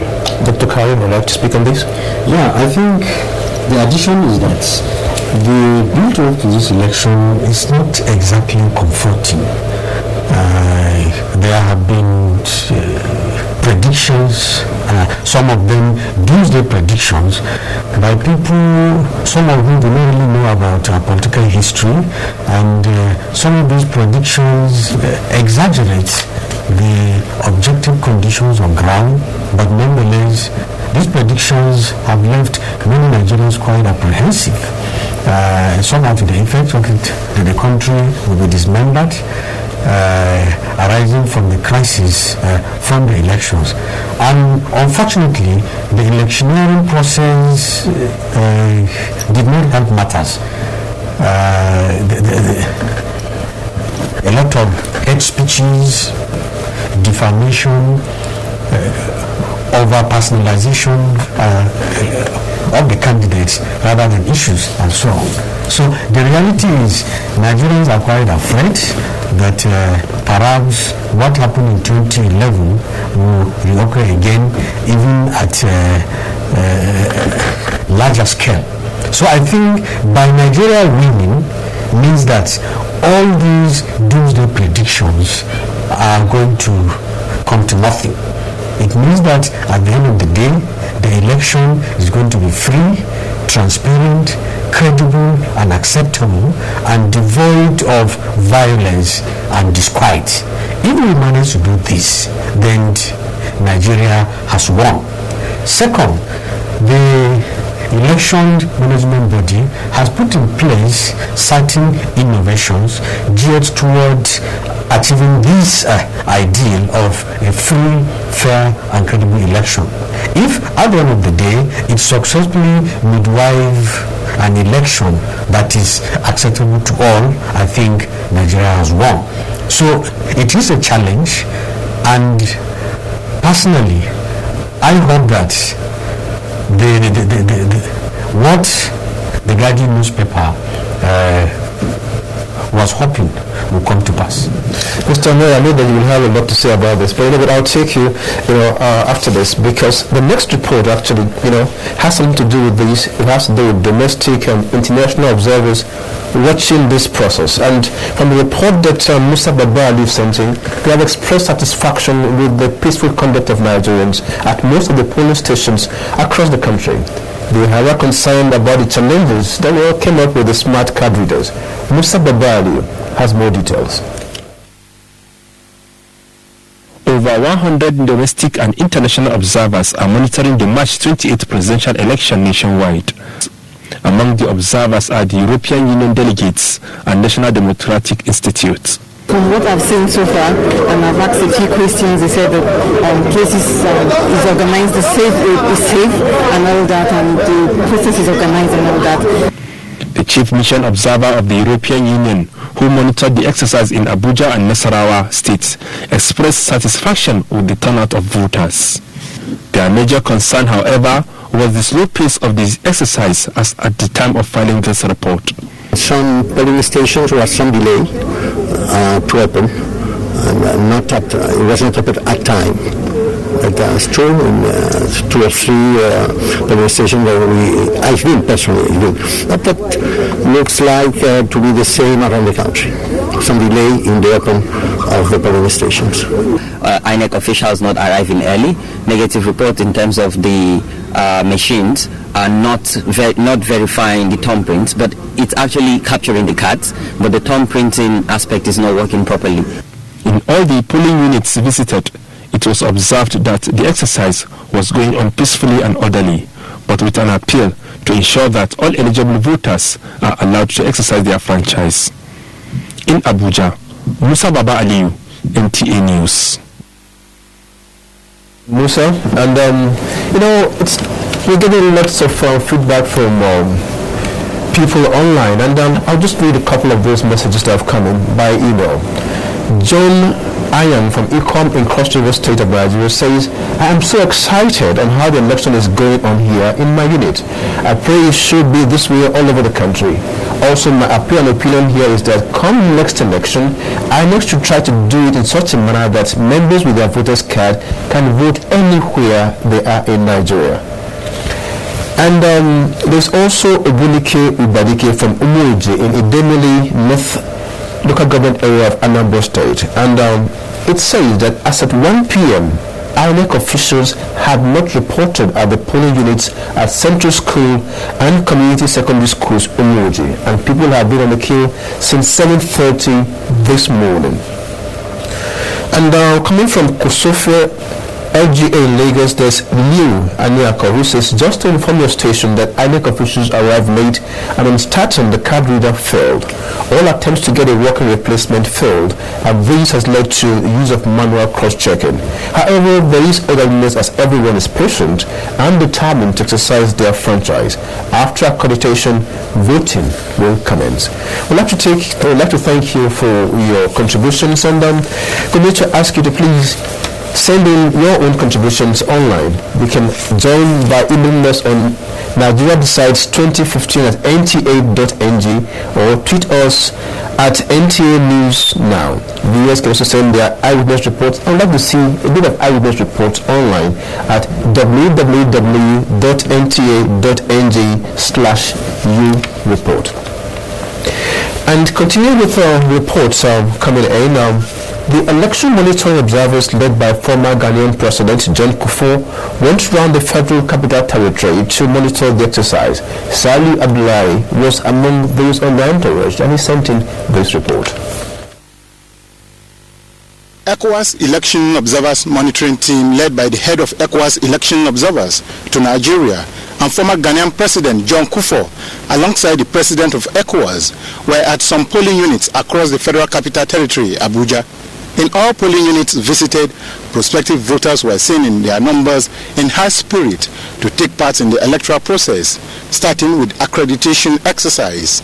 For them, but the issue of the will stop by one, I don't think is visible. It's that a lot of people will be disenfranchised. We are observers, and naturally we are intrigued as to why the INEC agents are not on the ground. When the people have all lined up, everywhere we've been, we see people are out to try to do their civic duty. So we are all intrigued about INEC not being present, and we've taken note of that. They expressed hope that the exercise will be conducted free and fair. Polling units visited includes Unit 004 NYC Orientation Camp Kubwa in Bari Area Council, LGEA Primary School Lugbe, Post Office Unit in Area 10, and Asokoro ECOWAS Unit, all within the Federal Capital Territory. In Abuja, Salihu Abdullahi, NTA News. Salihu, and talking about the late turnout of INEC officials, Dr. Jibrin, you spoke about that also earlier. There seems to be, the consensus that we had quite a number of cases whereby INEC officials turned up late. What can be responsible? Let me start with you, Dr. Jibrin. Well, INEC has briefed us that they developed a system where they establish what they call racks, which would be 30 minutes maximum to each polling unit from which they will move. And our expectation when we went out this morning is that by 7:30 they would be everywhere, which is why we were surprised not to see them in a lot of places. And then reports started coming in that this was a general problem. We've made inquiries. I think it's really the age-old problem of organizing logistics. Apparently in some places they didn't have enough vehicles to ferry their staff to the polling units, and there was some confusion over the various sectors various people have been posted to. I think it's really not acceptable that we'll continue to have recurring problems about logistics. But then globally, I think within 1 or 2 hours, most of the INEC staff did turn up in their various polling units, and the delay has happened, but we are just glad that finally the accreditation process was able to start in most polling units in the country. Mr. Mary, this delay, what's the price that could pay for the delay? Well, the election will shift into the night. That is likely to be the case because reports from my officers in the states indicate late arrival in some areas, and sometimes, I think the last one I had was electoral officers coming by about 11:30, 12 noon. And you would see already large pool of people waiting to participate in the process. And of course, you see some agitation here and there. People are getting tired, they are hungry, they've been in the queue for some time, and they just wish that the card reader will work almost immediately so they can move on to other things. So, but in such instances, the security personnel are on hand to assist, to calm nerves and organize people. And I've seen where in one of the polling areas, the voters organized themselves and purchased water and kunu, to themselves, which was quite interesting, for the voters to develop a consensus around what they needed, and they contributed money to do what was happening there. Yeah, before you continue, CPO Juku said here, Dr. Kari. No, I think the controversy was that whether it was permitted for an individual or a group to go and organize food and drink and bring to polling units. And the CP opened the document which contained the Electoral Act and pronounced that as an offense, and we also interpreted that to mean an inducement, because some smart people may decide to latch on that to attempt to bribe voters. You're right, but in this instance, it's all the voters together that put their monies together to buy soft drink and water. It was not introduced by someone canvassing for anything. Just put it there. It's the arrangement because they came early. Well, actually, that's actually a hook because we talked about it earlier and was the same for, even if your friend offers you something, that was not allowed. But, we'll continue to open that. But now let's talk about, we had about 2 reports a while back talking about domestic and international observers, and I was sharing a joke with Dr. Jibin earlier that both of us spent time in Togo about 4 years ago monitoring the elections. I don't know if Dr. Kari is one of those that has monitored elections in a number of countries, but no gone out. Yeah, but I've monitored within, but never outside. Well, Dr. Jibril has spent too much time, I think, observing elections all over, I think at least all over West Africa, I know that much. And we'll come to you, but let's start with Dr. Kari. What value, does the presence of these observers add to the process? No, it is like a testimony.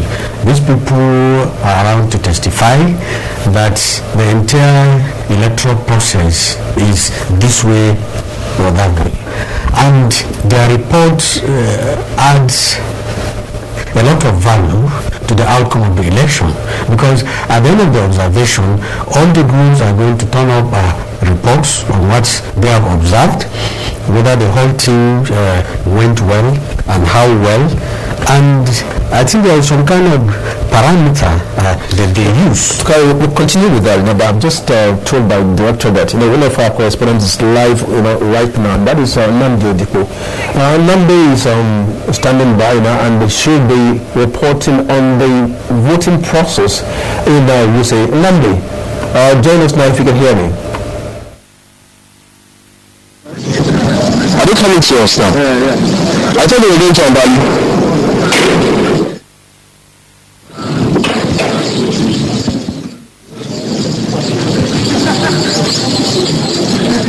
Yes. Test one. Well, apparently Nam is still trying to put together the process to bring in his report. Though I can see him online. He's up now, and he's... Okay, fine. So Namde is up now. So let's take Namde from Wuse. Are you up now? To have some of the glitches, and but we'll go back to Namde very shortly. But let's continue with the issue of observation. And you are speaking, Dr. Kari. Yeah, as I was saying that at the end of the observation, the observers, both local and foreign, are going to turn up reports. They will show exactly how they have observed the process, and they will make a pronouncement on how good or how not so good the election went on. But first and foremost, I think election observation is an international convention. It's part of the best practices in elections, and it adds a lot of value to the final outcome of the election.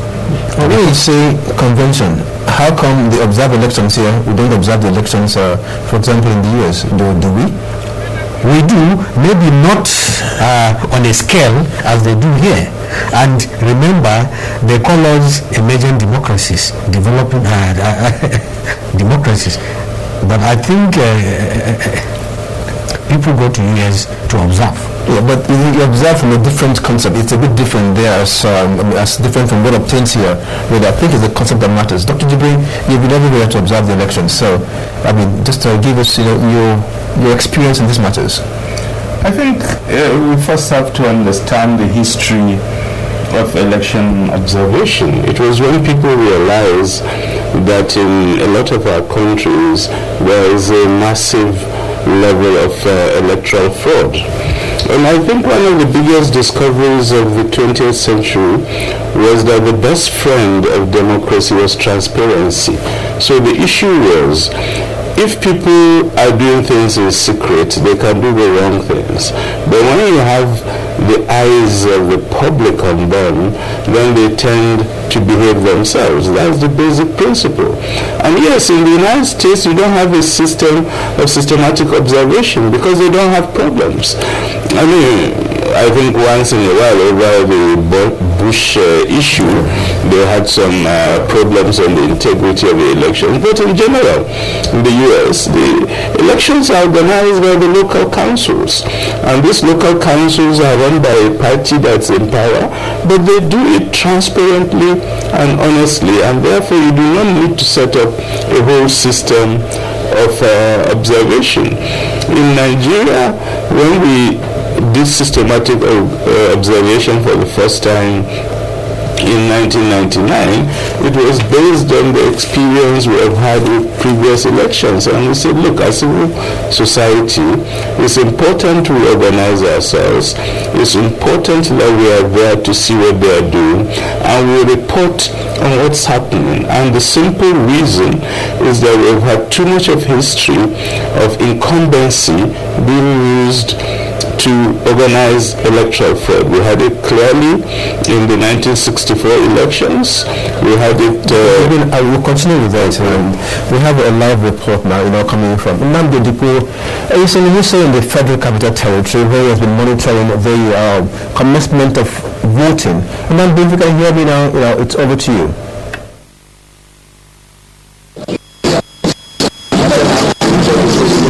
Yes, thank you so much, Bishop. I'm actually in Zone 4. This is Zone 4 precisely right now, where we can confirm that actual voting has begun in the ward designated as 034 for Nikon insurance parties. And we can also confirm that voting started here at about 1:30. When we arrived, I spoke with the presiding with the PO for the two voting points available here, where voting is actually taking place at the moment. I'll just move just a bit from the side of the camera so we can catch a glimpse of what is actually happening right now. If you look properly, you see people approaching the deads to cast their votes, and I'll just have the camera to zoom in very slowly to the table where these voters are exercising their franchise. Yes.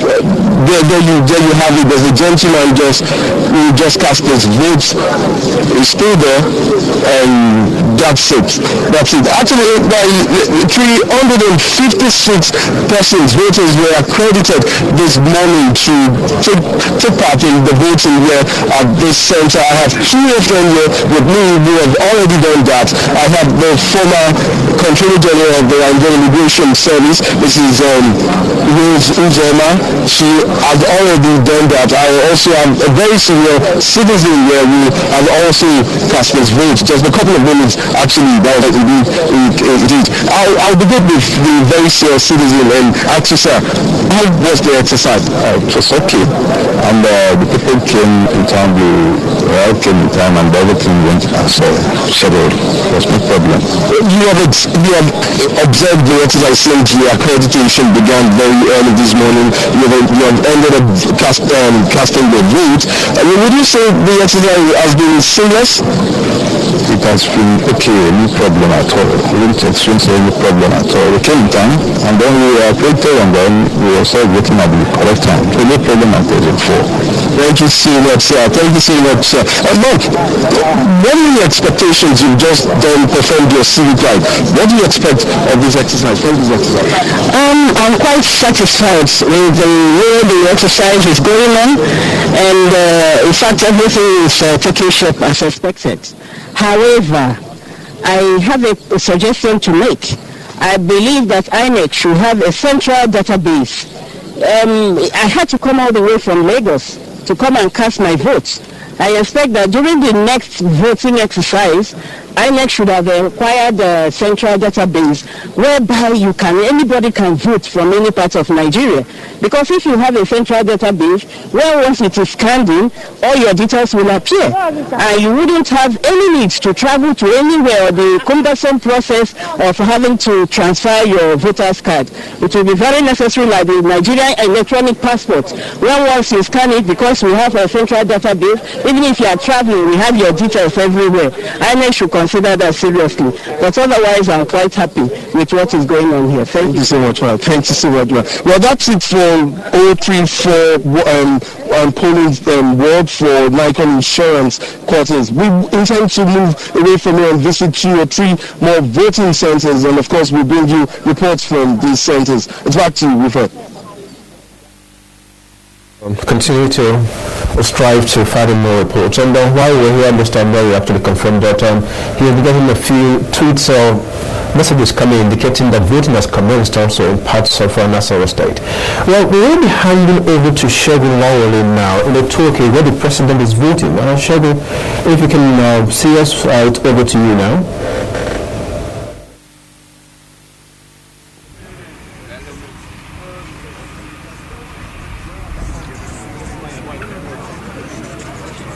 If he go handle the mic now, make I arrange this cable well.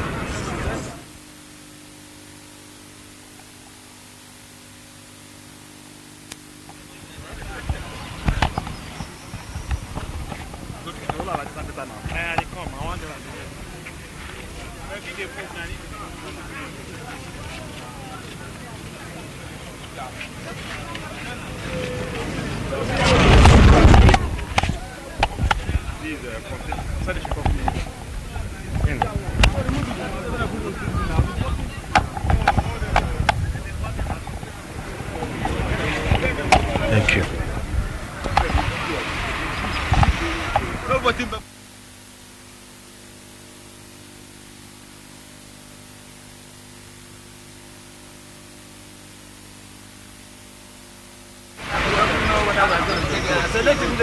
The man already has watching live the presidential and national assembly elections taking place here at Ward 13, Unit 39 of Tweke Bayoso State. Right now, voting has commenced. You can see the ballot boxes.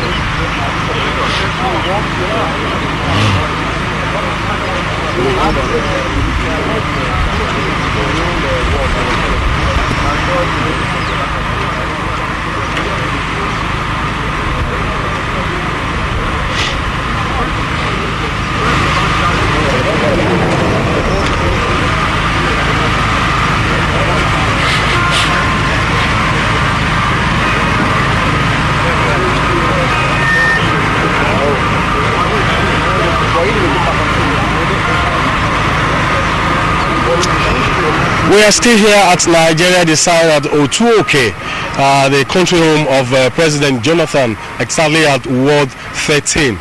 Now, earlier on we did tell you that the president was in a way able to get registered because the incident form was given to him and his wife. But of course, across some parts of Bayelsa State, we have reports coming your way on the situation reports there. But I'd like to tell you that in the course of the process of accreditation, 2 additional machines were brought to this polling center, and of course that has fast-tracked the process of accreditation here. So right now voting is about to commence, and any moment for now we are awaiting the arrival of President Jonathan, his wife, some members of his family that are eligible to vote, and of course members of the community who have been standing here all day. It is still blazing. It's a clement weather here, but I'd like to inform you that we gathered from INEC officials that 675 voters were registered here at Ward 13, and 256 were accredited, and that tells you that not all of them came out. Although there were challenges, but it appears that no one has been disenfranchised. But I'd like to tell you that Ikem Ije went to some parts of the metropolis to bring us the situation report. Let's watch it.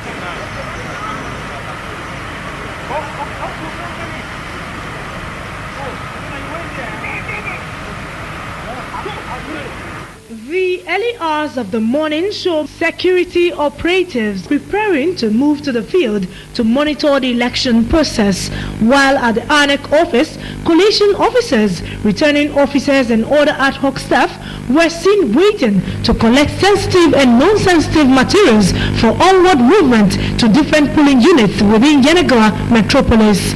A drive round polling units in the state capital like Eriba 1, Ogosi Compound Square, St. Peter's Primary School, all in down Yenagoa, others in Banshia, Biobolo, Opolo and Edepie showed presence of some electorates who said they arrived early for the accreditation. However, in some wards, there was no presence of electoral officers as at the time NTA News visited. I am here to vote, but I didn't see anybody making. I came early to meet up time. It's up to 8 now, and the INEC staffs are not yet here. We're still waiting for them. Precisely where is the polling units for the past couple of years. I know that when the time to come, they will come for the voting exercise. The situation was different at Yanizegene, Fangule Square, Epie 2, Ward 5 and 6, as INEC ad hoc staff were already on ground with election materials getting set to commence accreditation. Meanwhile, motorists complied to the 8 a.m. restriction of vehicular movement, while shops and other business centers remained closed. In Yenagoa, Ikem Ije, NTA News. The arrival of Mr. President, who in any moment will be here joining us to cast his vote. I have here one of the foreign observers at the NMO. He's all Nigerian nationals in diaspora. He's one of the international observers. What is happening here? What have you observed? Yeah, we're here for the general elections, and we're here in Otueke in Otaze Playground, Ward 13, and people are here to cast votes for their candidate, the candidate of their choice, and we're waiting for the president. The accreditation is over, and now the voting starts. And once the president arrives and casts his vote, then every other person comes along, and we're here still observing and not interrupting. All right. Well, thank you very much for your time out here. Mr. President is already here, and I may have to excuse you now at the moment. Please go ahead. Mr. President is already here to cast his vote, and we're going to give you blow-by-blow account of situation here. We'll go in now to see what is going to happen at the polling center. We'll return you to the studios. That's a good one.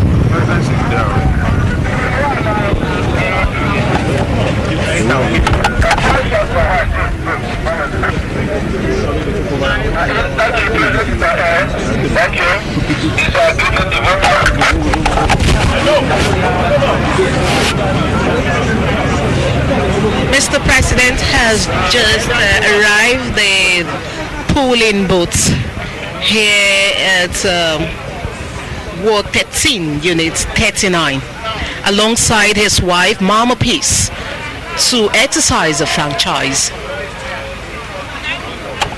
I can tell you that the atmosphere here, it's wonderful. The people are peaceful, and the process is going on orderly. Mr. President has entered the polling units, and you can see his wife there about to cast their votes. You can see the presence of the road safety and the civil defense. the civil defense there, ensuring that the exercise is being carried out peacefully. We have the red box there, which is for the president, the black for the Senate, and the green for the House of Representatives.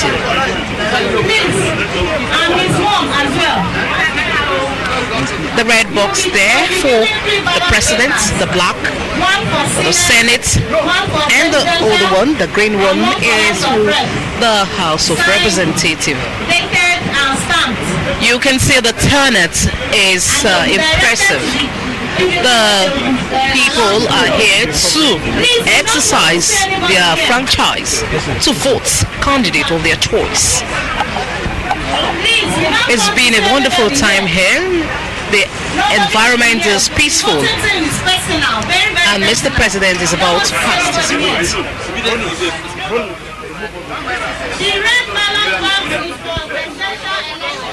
Security operatives there, ensuring that the exercise is smooth. So far, we have had 675 registered voters. Here are those units. We only have 256 accredited so far.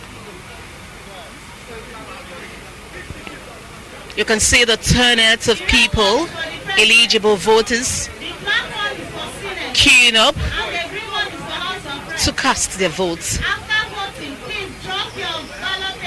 The boxes are ready for voters to exercise their franchise.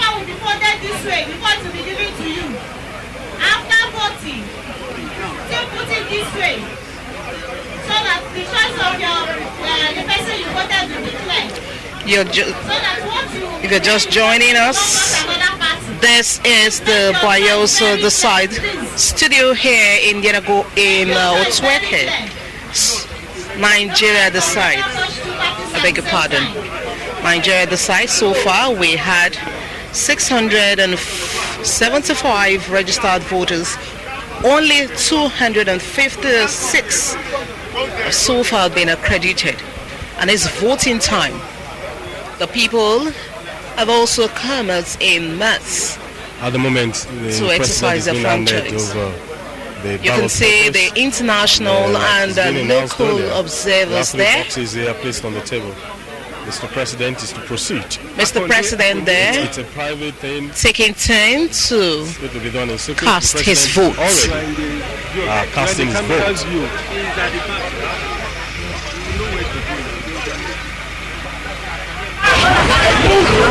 The large turnout of people, Mr. President, is waiting patiently to exercise their franchise. Any moment for now, Mr. President will come forward to drop the ballot paper on the one dotted with red. For senatorial, we have the white, and the cover is black, and white for the National Assembly. It's a green box. Everyone is waiting for him to cast his vote.